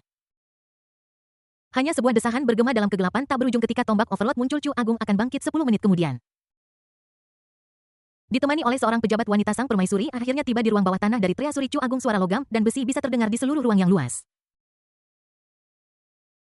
Dalam pandangan mereka, tombak hitam dan emas tergantung di udara menderu dan memancarkan aura yang sangat mengerikan, tombak overload. Ini adalah senjata suci kaisar pertama, tombak overload. Dia benar-benar muncul di dunia. Tidak, itu tidak benar. Bagian tombak overload yang rusak telah diperbaiki. Pejabat wanita itu melihat tombak overload yang utuh yang memancarkan kekuatan tak terbatas, dan matanya langsung dipenuhi dengan kengerian. Setelah sang ratu terkejut, dia menunjukkan kegembiraan. Tombak overload telah berdebu selama ratusan tahun dan telah mengalami banyak kaisar Chu Agung. Dan bahkan kematian kaisar dan permaisuri sebelumnya dalam pertempuran, tetapi belum pernah dipindahkan. Dan hari ini, Yuaner memasuki perbendaharaan dan benar-benar membuat tombak overload muncul. Dan itu berhasil diperbaiki. Seperti yang diharapkan Yuaner adalah kunci kemakmuran Chu Agung, bahkan tombak overload setuju dengan ini. Suasana hati ratu menjadi gembira saat ini. Tubuh ramping itu tampak tidak mampu menahan naik turunnya dada, ketinggiannya sangat mencengangkan. Sang ratu mencoba menarik napas dalam-dalam dan menenangkan emosinya yang gelisah sebanyak mungkin, tetapi dia tidak bisa menahan senyum di wajahnya. Seolah-olah semua usaha saya sebelumnya diakui pada saat ini, dan saya merasa sangat lega. Dia memandang Chu Yuan dan berkata dengan nada menyetujui. Yuaner, kaulah kaisar masa depan Chu Agung kita. Bahkan tombak overload berpikir begitu. Chu Yuan menatap cahaya emas hitam dari tombak overload, matanya dipenuhi obsesi, seolah-olah dia telah jatuh ke dalam trans. Dia sama sekali tidak memperhatikan kata-kata ratu. Sebaliknya, Ye Lang diam-diam menatap sosok ratu yang cantik dengan penuh minat. Chu Yuan adalah kaisar. Sepertinya putra keberuntungan memang memiliki kesempatan ini, tetapi itu juga tergantung dengan siapa dia bersaing. Jika mereka dibandingkan, bagaimana mungkin Chu Yuan, seorang pria bertubuh tinggi, bisa menandingi permaisuri saat ini? Ye Lang hanya punya satu kata sifat untuk menggambarkan ratu di depannya dengan sempurna. Ranting-ranting menggantung. Dia memiliki wajah yang cantik, sosok yang menakjubkan, dan dia juga memiliki sarana dan aura seorang atasan, yang merupakan nilai tambah yang signifikan. Hanya saja sebagai permaisuri, dia terlalu dekat dengan Chu Yuan. Dalam pengembangan aslinya, ratu bukanlah orang kepercayaan Chu Yuan, melainkan seorang tetua. Lebih seperti payung pelindung, namun, ratu muncul sangat sering selama pertumbuhan Chu Yuan dalam kasus ini. Saya tidak tahu apakah ratu adalah putri keberuntungan bab 925 ratu yang licik merie. Kamu adalah berkah Yuaner. Begitu kita bertemu, kamu membantu Yuaner mendapatkan pengakuan dari senjata ilahi Chu Agung tombak overload. Ratu yang cantik itu memandang Ye Lang dengan sedikit rasa terima kasih di matanya. Menurut pendapatnya, Yuaner pernah memasuki treasuri Chu Agung sebelumnya, tetapi tidak pernah ada kelainan seperti itu. Ada perubahan kali ini. Pasti masalah hilangnya ki dan darah di tubuh Yuaner telah terpecahkan, yang memungkinkannya untuk mendapatkan pengakuan dari tombak overload senjata ilahi. Ye Lang tersenyum tanpa komentar Chu Yuan, yang terobsesi berangsur-angsur menarik pandangannya dari tombak berwarna hitam dan emas dari overload spear, berbalik, melihat permaisuri dan dayang yang telah tiba. Dan bertanya dengan heran, "Ibu, mengapa kamu di sini?" Ratu yang cantik tersenyum lembut, berjalan maju, dengan lembut membelai wajah lembut Chu Yuan, dan berkata dengan penuh kasih, "Yuaner, Kamu tidak tahu bahwa kemunculan tombak overload ini menyebabkan keributan besar, getaran di luar seperti naga yang berbalik, istana di dekatnya telah runtuh. Bagaimana mungkin ibumu tidak datang untuk menyelidiki?" Untungnya ini bukan bencana, melainkan pertanda baik Yuaner. Kamu telah diakui oleh senjata ilahi tombak overload. Kamu pasti akan menjadi kaisar masa depan Chu Agung kita dan memulihkan kejayaan tertinggi kaisar pertama. Chu Yuan tertegun, jelas tidak menyangka bahwa perbaikan tombak overload akan menyebabkan keributan sebesar itu. Dia langsung sadar, menggelengkan kepalanya, dan menjelaskan, ibu salah paham, tombak overload tidak dipilih olehku, tetapi oleh senior. Itu karena senior memiliki bahan spiritual untuk memperbaiki senjata suci tombak overload sehingga tombak overload dapat muncul kembali di dunia. Mata ratu yang cantik bergetar, lalu dia menoleh dan menatap ke arah Ye Lang, matanya penuh kejutan dan bahkan sedikit meneliti. Ye Lang tidak peduli dan berkata dengan senyum santai, "Yang mulia, tombak overload ini ditakdirkan untuk bersamaku. Kebetulan aku punya bahan spiritual untuk memperbaiki senjata ajaib ini." Dan Chu Yuan juga mengatakan bahwa selama aku menyukai senjata apapun di treasuri Great Chu, aku bisa mengambilnya sesuka hati. Aku ingin mengambil tombak overload ini, tidak? Sang ratu yang cantik menolak permintaan itu dengan suara dingin. Dia menyadari bahwa sikapnya terlalu keras, dan perlahan menjadi tenang. Dia berkata dengan suara berat, "Tuan, tombak overload ini adalah senjata ajaib dari Chu Agung kita. Ini adalah senjata pribadi kaisar pertama Chu Agung. Status dan signifikansinya luar biasa, dan tidak boleh berada di luar kendali Chu Agung kita." Mata Ye Lang menjadi dingin, dia menyipitkan matanya, menatap sosok anggun ratu cantik itu dan mencibir, "Apa maksudmu? Kau tidak bisa memberiku tombak overload ini lagi pula. Bahan spiritual yang aku gunakan untuk memperbaiki tombak overload sudah terintegrasi ke dalamnya, yang berarti aku kehilangan 3 jenis bahan spiritual dan tidak mendapatkan apapun sebagai imbalan." Ratu cantik itu menatap tombak overload yang memancarkan cahaya hitam dan emas di udara dengan kerutan di wajahnya. Dia jelas tidak mengharapkan hasil seperti itu. Tombak overload ini sebenarnya diperbaiki oleh Ye Lang. Ini memberi Ye Lang alasan untuk memintanya. Namun, tombak overload ini memiliki makna yang luar biasa bagi Chu Agung. Dan telah disegel di perbendaharaan Chu Agung untuk waktu yang lama. Bahkan kaisar-kaisar sebelumnya pun menghormatinya dan tidak berani menyentuhnya. Jadi bagaimana mungkin mereka memberikannya kepada orang asing? Ekspresinya sedikit mereda dan dia tidak tetap keras, tetapi menenangkannya dengan lembut, "Tuan Ye. Materi spiritual yang Anda berikan memungkinkan tombak overload diperbaiki dan saya sangat berterima kasih di hati saya. Tetapi tombak overload adalah senjata suci dari Chu Agung dan tidak boleh diberikan kepada orang lain. Jika Tuan Ye menyukai sesuatu, dia dapat memilih dengan bebas dari perbendaharaan Chu Agung saya." Kecuali tombak overload. Semua harta lainnya, baik senjata, manual rahasia, atau properti, dapat diambil sesuka hati. Ketika pertama kali memasuki Treasury, dia melihat Yuaner menatap tombak overload hampir terobsesi. Bisa dibayangkan betapa Yuaner menghargai senjata ajaib dari Chu Agung ini. Tombak overload ini adalah senjata suci negara Chu, dan Yuaner adalah calon kaisar negara Chu. Senjata ajaib dan kaisar adalah pasangan yang sempurna. Bagaimana mungkin dia memberikan tombak overload kesukaan Yuaner kepada orang lain? Terlebih lagi, kedatangan Ye Lang aneh. Meskipun dia memecahkan masalah besar hilangnya darah dan energi Yuaner, dia secara tidak sengaja memasuki rumah harta karun Dacu dan memperbaiki tombak overload. Kau tahu, senjata ajaib ini telah berdebu di perbendaharaan Great Chu selama ratusan tahun dan belum dipindahkan. Kedatangan Ye Lang menyebabkan kejutan ini, bukan karena dia berspekulasi tentang Ye Lang dengan niat jahat. Kejadian ini terlalu kebetulan yang membuatnya merasa ragu. Mungkinkah Ye Lang datang ke Dacu hanya untuk merebut senjata ajaib ini, yaitu tombak overload? Apa, Tuan Ye tidak puas dengan apa yang saya katakan? Ratu cantik itu perlahan menatap Ye Lang. Melirik Chu Yuan, lalu menatap Ye Lang lagi, dan berkata lembut, Yuaner sangat senang dengan tombak overload ini dan terobsesi dengannya. Jika Tuan Ye ingin mengambil tombak overload ini, bukankah dia akan bersaing dengan Yuaner untuk senjata ajaib itu?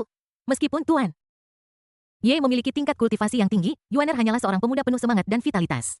Bukan tidak mungkin baginya untuk mencapai hal yang sama seperti Tuan Ye di masa depan.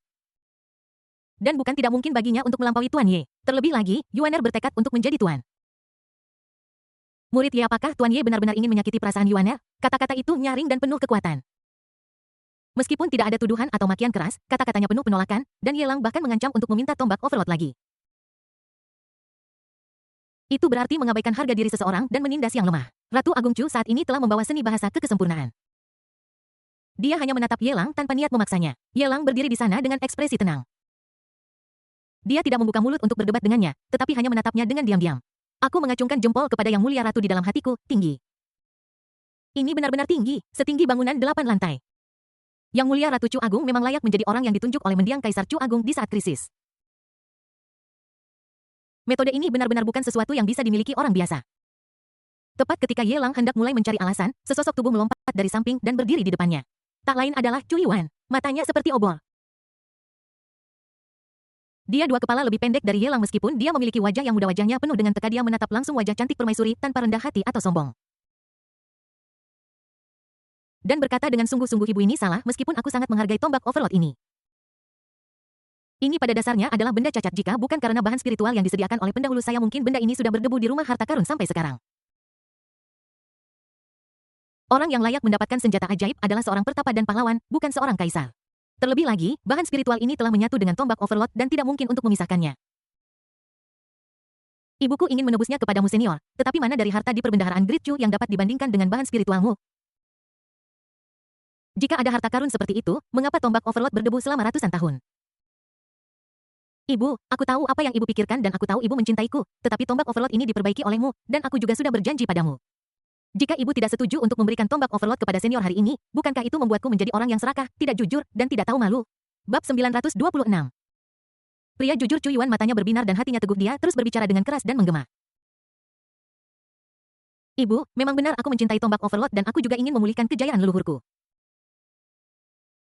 Tapi itu semua adalah pikiran sebelumnya. Setelah senior memperbaiki tombak overload, yang ada pada anak ini hanyalah kerinduan, bukan keserakahan.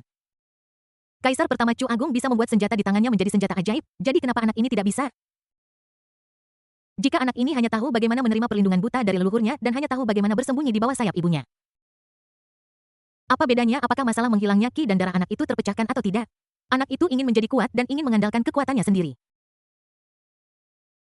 Jika ibuku tidak setuju untuk memberikan tombak overload kepadamu hari ini, benih iblis akan ditanam di hatiku. Itu akan tumbuh di hatiku selama berhari-hari dan malam-malam yang tak terhitung jumlahnya, menghalangiku untuk berusaha meningkatkan diri dan melanjutkan jalanku untuk menjadi orang yang kuat. Di dalam rumah harta kosong, suara jernih Chu Yuan terus bergema. Ratu cantik di depannya secara bertahap mengendurkan alisnya yang tadinya berkerut erat. Melihat anak laki-laki di depannya, sang ratu merasa tak berdaya tetapi lega. Dia mengulurkan tangannya dan membelai wajah Chu Yuan. Berkata dengan lembut, Yuaner, ibulah yang tergesa-gesa. Karena kamu, Yuaner, memiliki hati yang begitu teguh, ibulah yang picik. Dia mendongak dengan pahit, menatap Ye Lang, dan menghela napas dalam hatinya. Tombak overload adalah senjata ilahi dari Chu Agung, bagaimana bisa diberikan kepada orang luar? Namun setelah melirik mata Yuaner yang penuh tekad, dia menyadari bahwa jika dia benar-benar memikirkan hal ini, menyebabkan Yuaner tenggelam dalam rasa bersalah yang mendalam dan memengaruhi suasana hatinya. Harganya akan sangat mahal sehingga dia akan merasa sulit untuk menanggungnya. Yuaner adalah calon kaisar Chu Agung, dan tombak Overlord hanyalah pelengkap.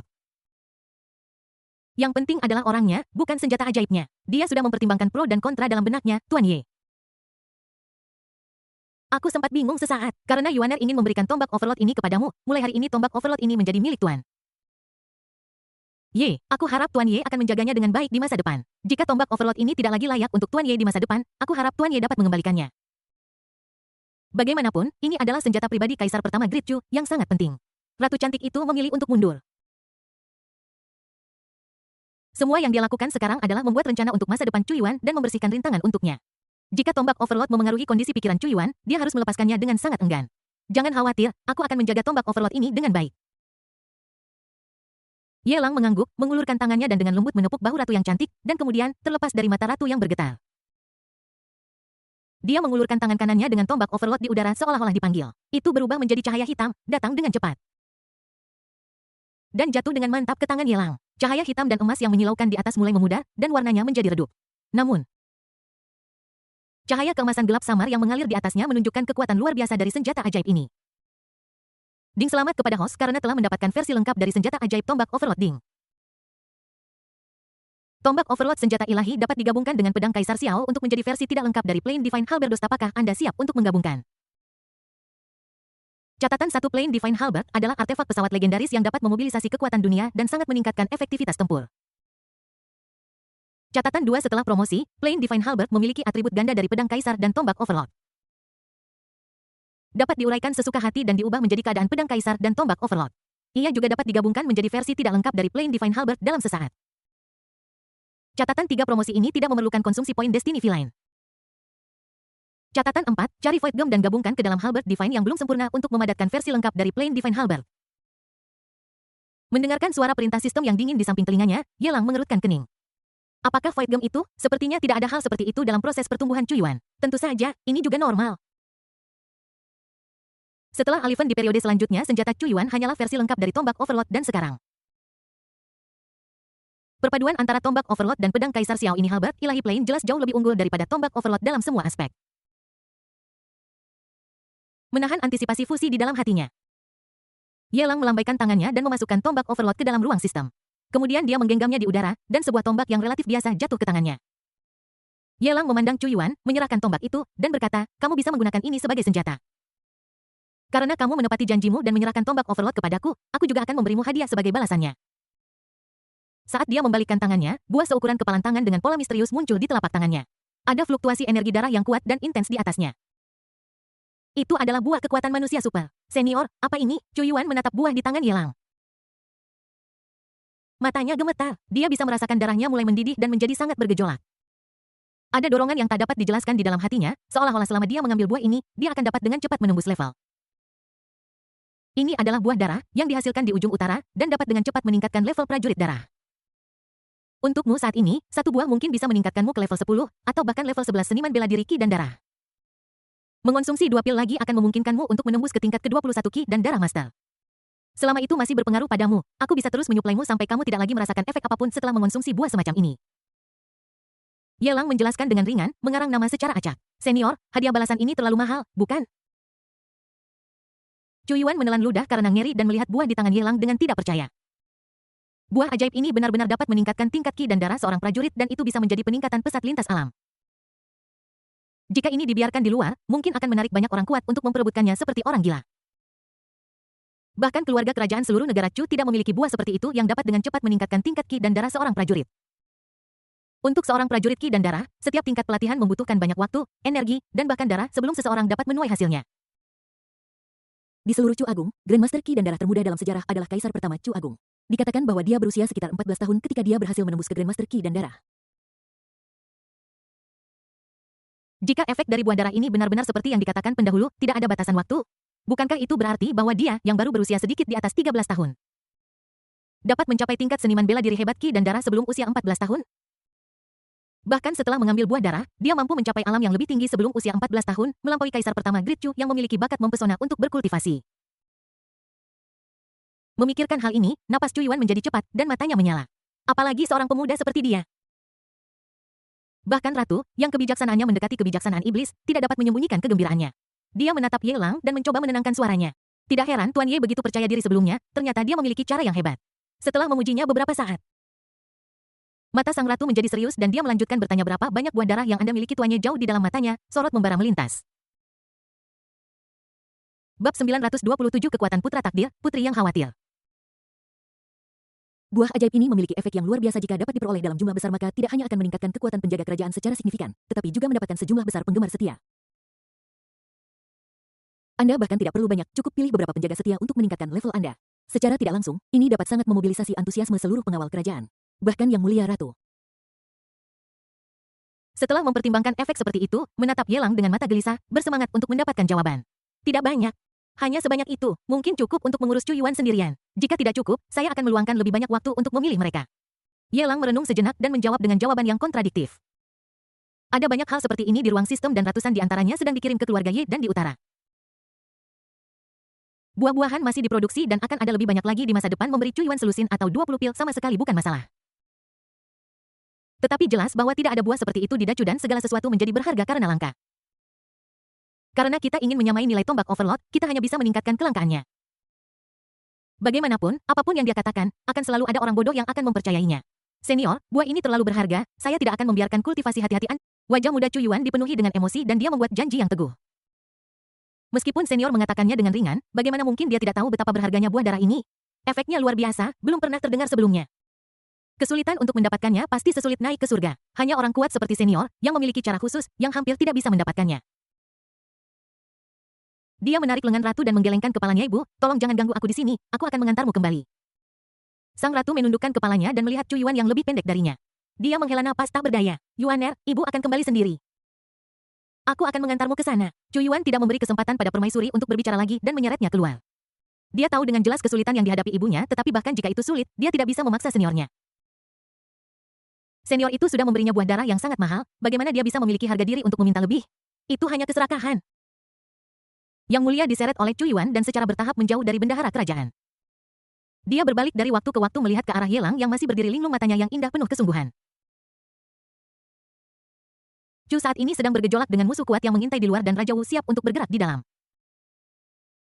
Jika Anda bisa mendapatkan sejumlah besar buah darah dan energi, itu akan memiliki efek booster. Dari apa yang Ye Lang katakan, sepertinya dia memiliki cara untuk mendapatkan buah semacam ini. Aku tidak tahu bagaimana meyakinkan Ye Lang untuk memetik buah-buah ini. Jika itu dapat disediakan dalam jumlah besar, dia bersedia membayar berapapun harganya. Selama dia bisa menstabilkan Dacu dan menyediakan lingkungan yang stabil bagi Yuaner untuk tumbuh sebelum dia dewasa, dia bersedia melakukan apa saja. Namun, di bawah tarikan Chu Yuan, permaisuri secara paksa dibawa pergi dari perbendaharaan kerajaan sebelum dia bisa berbicara lagi. Ye Lang melihat punggung ketiga orang itu. Melirik sekeliling, melihat jajaran harta yang mempesona di perbendaharaan, tetapi harta yang tidak cukup menarik, menekuk bibirnya. Dan pergi. Setelah kembali ke Istana Timur, Chu Yuan belum kembali. Ye Lang pertama memanggil medan roh jahat untuk membatasi area tertentu dan menghalangi pandangan dunia luar. Dan kemudian mengeluarkan pedang Kaisar Xiao dan tombak Overlord dari ruang sistem sambil diam-diam melantunkan fusi. Dua sinar cahaya menyilaukan terbang lurus ke langit, salah satunya adalah cahaya keemasan yang bersinar. Yang lainnya adalah cahaya hitam murni yang bersinar. Mereka saling tertarik dan bergegas menuju satu sama lain dengan kecepatan yang sangat tinggi sehingga mereka meninggalkan jejak hantu dan di tengah mereka tiba-tiba berpotongan dan meledak dengan suara logam yang renyah. Ding, suara itu keras dan bertahan lama dan cahaya cemerlang meledak dari persimpangan kedua senjata ajaib itu. Bahkan Ye Lang tanpa sadar menyipitkan matanya untuk menghindari cahaya misterius hitam dan emas yang menyilaukan di udara. Ada bola cahaya hitam emas besar yang terus membesar, bahkan penghalang yang dibentuk oleh medan roh jahat mulai menghasilkan sejumlah besar riak di bawah kekuatan mengerikan ini. Saat cahaya memudar, sebuah tombak yang panjangnya lebih dari 10 kaki perlahan jatuh dan mendarat dengan tepat di telapak tangan Ye Lang. Badan tombak itu terbuat dari garis-garis emas dan hitam yang terjalin bersama. Ada banyak garis yang saling terkait saat dipegang di telapak tangan, rasanya seperti terbakar. Bau terbakar yang keluar darinya seperti naga api dari zaman kuno yang melekat padanya. Telinganya yang runcing mengungkapkan keganasan dan kebrutalan naga api kuno, lebih lagi bilah di keempat sudutnya seolah mengandung kekuatan sura, memancarkan pembunuhan dan haus darah yang tak berkesudahan. Ada yang tidak beres. Ye Lang mengerutkan kening dan memegang tombak pesawat di tangannya, selalu merasa ada sesuatu yang hilang. Tombak ini terlalu kuat.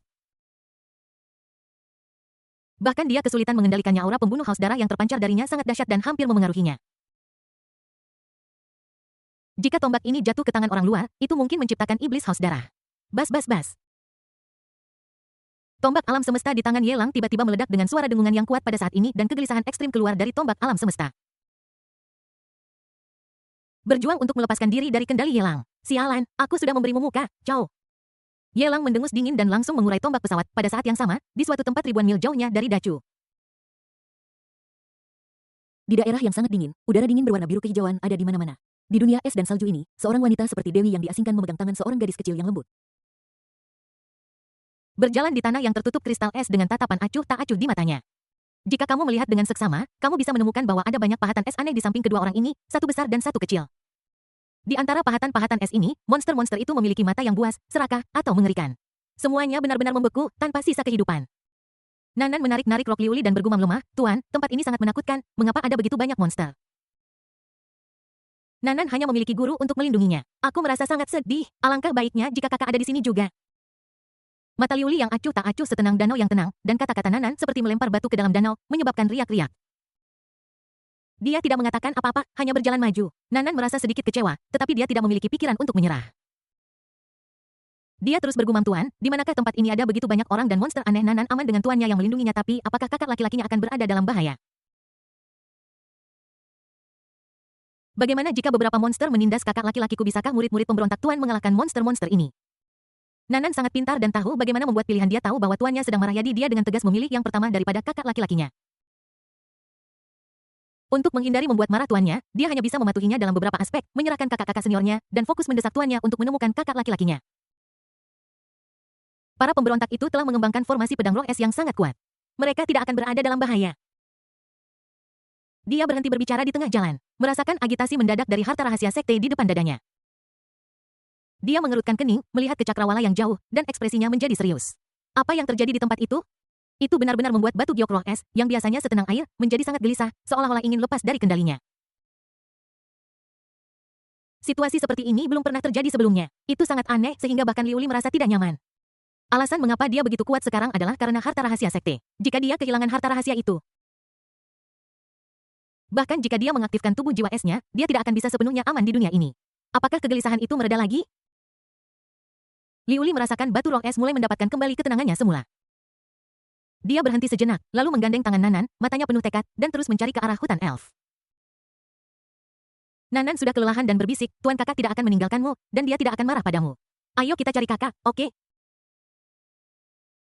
Liuli melihat ke depan dengan ekspresi tegas, "Kakak tidak akan berdebat dengan Tuan, tetapi Tuan tidak boleh kehilangan kesabaran. Jika aku salah, aku harus mengakuinya."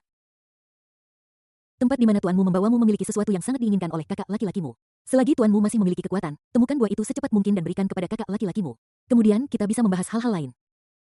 Pergerakan tidak biasa dari harta rahasia sekte membuat suasana hati Liuli tidak begitu baik. Ada makhluk yang sangat kuat di hutan elf. Jika buah-buahan tidak dapat diperoleh secara damai, mereka harus diambil dengan paksa. Buah itu harus ditemukan sebelum masalah besar muncul dengan harta rahasia sekte. Jauh di istana Chu Agung, Yelang mengerutkan kening saat dia melihat pedang Kaisar Xiao dan tombak Overlord yang terpisah. Pikiranku mulai menjadi kabur seolah-olah aku telah memahami sesuatu. Pada saat ini, seorang pejabat wanita dari luar istana timur berlari masuk dengan cepat. Berhenti di halaman sambil terengah-engah dan melihat ke rumah musim semi dengan hanya beberapa pelayan istana dan kasih muda dan berteriak kaget, "Tuan Ye, Tuan Ye. Apa yang kau inginkan dariku?" Yelang melambaikan tangannya untuk menghilangkan medan roh jahat muncul di halaman melihat punggung anggun pejabat wanita itu. Dan bertanya dengan curiga, pejabat wanita itu berbalik seberkas kejutan di matanya dan kemudian dia melangkah maju. Menggenggam tangan Yelang dan berlari keluar sambil berlari, dia menjelaskan dengan cemas, "Tuan. Ya, sesuatu yang mengerikan telah terjadi setelah Yang Mulia Putra Mahkota mengambil buah darah, seluruh tubuhnya mulai bergetar hebat. Dan bahkan kulitnya mulai berdarah. Yang Mulia Ratu sangat ketakutan hingga hampir pingsan. Oh, sial, bahkan Yelang terkejut setelah mendengar kata-kata seperti itu. Dan kemudian dia memiting pejabat wanita anggun itu di bawah ketiaknya dan bergegas menuju kamar tidur ratu dengan panik. Arah yang salah, Dot itu di sana. Yang Mulia Putra Mahkota dan Yang Mulia Ratu berada di ruang belajar kekaisaran. Perwira wanita itu terbang seperti Superman, menunjuk ke arah timur dengan satu tangan dan berteriak cemas. Yelang dengan cepat mengubah arah dan melanjutkan perjalanannya, tetapi di dalam hatiku aku khawatir tentang Chu Yuan. Bukankah anak ini terlalu tidak sabar? Memaksa seseorang untuk mengambil buah kekuatan super tanpa obat penyembuh apapun bisa berakibat fatal. Seberapa luar biasa energi darah dahsyat yang terkandung dalam buah kekuatan super? Ini sama sekali bukan sesuatu yang bisa diterima oleh Chu Yuan yang bahkan belum mencapai level 3 Ki dan prajurit darah. Dalam 10 napas, Yelang melintasi jarak ribuan meter dan akhirnya tiba di ruang kerja kekaisaran. Ekspresi pejabat wanita di bawah ketiak sempat lepas kendali. Setelah diturunkan, Dia mencubit pipinya dengan keras dan barulah otot-otot wajahnya yang kaku mendapatkan kembali sedikit sensasi di dalam ruang kerja kekaisaran. Wajah ratu yang cantik itu dipenuhi ketakutan yang masih tersisa. Chu Yuan yang duduk bersila di tanah nampak seperti orang berdarah, seluruh tubuhnya berlumuran darah merah. Namun bukannya hancur oleh dampak ki dan darah di tubuhnya mulai mendidih menjadi berkali-kali lebih kuat dari sebelumnya. Buah ki darah senior ini memiliki efek yang sangat kuat. Aku menerobos langsung dari prajurit ki darah tingkat 2 menjadi prajurit ki darah tingkat 12 sebanyak 10 tingkat penuh. Bahkan prajurit paling berbakat di Dacu tidak pernah mencapai kecepatan ini. Chu Yuan menahan rasa sakit membakar di seluruh kulitnya dan menghela napas dengan gigi terkatup. Chu Yuan yang kebugaran fisiknya semula kurang dari 15 poin. Sekarang memiliki lebih dari 60 poin, bukankah dia seorang seniman bela diri ki dan darah tingkat 12? Chu Yuan awalnya berpikir bahwa buah ini dapat meningkatkan beberapa tingkat, yang sudah luar biasa. Siapa sangka itu benar-benar bisa langsung melewati level 2 digit, dia langsung berada di level yang sama dengan Pangeran King. Wajahnya yang muda penuh dengan semangat juang. Mereka berdua adalah master bela diri ki dan darah tingkat 12, mengapa dia harus takut pada Pangeran King? Hajar saja aku. Jika ibunya belum menjadwalkan pertempuran untuk besok, dia akan sangat ingin menantang Pangeran King untuk berduel. Yelang mengangkat alisnya dan menoleh untuk melihat pejabat wanita di sampingnya. Pejabat wanita itu menelan ludah tanpa sadar dan menatap Yang Mulia Ratu lagi dengan ketakutan. Tuan Ye. Yuaner memang terlihat menakutkan, barusan darah mulai merembes keluar dari tubuhnya dan bahkan kulitnya mulai retak, tapi sekarang itu sudah mulai sembuh lagi. Mungkin karena saya belum pernah melihat buah darah ini sebelumnya. Mohon jangan salahkan saya karena mengganggu Mal. Ye, Yang Mulia Ratu menjelaskan dengan emosi. Chu Yuan juga mengangguk. Jika aku tidak berpikir bahwa buah ini adalah hadiah darimu, aku tidak akan mampu menahan rasa sakit yang memilukan barusan. Dan saya hampir berpikir saya akan mati. Siksaan semacam ini bukanlah sesuatu yang bisa ditanggung oleh orang biasa. Untungnya, saya ingat apa yang dikatakan senior saya tentang memiliki hati yang kuat dan akhirnya saya berhasil menahannya. Senior memang seorang ahli firasat. Tidak hanya dia menggunakan buah itu untuk meningkatkan kekuatan junior, tetapi dia juga mengasah kondisi pikiran junior.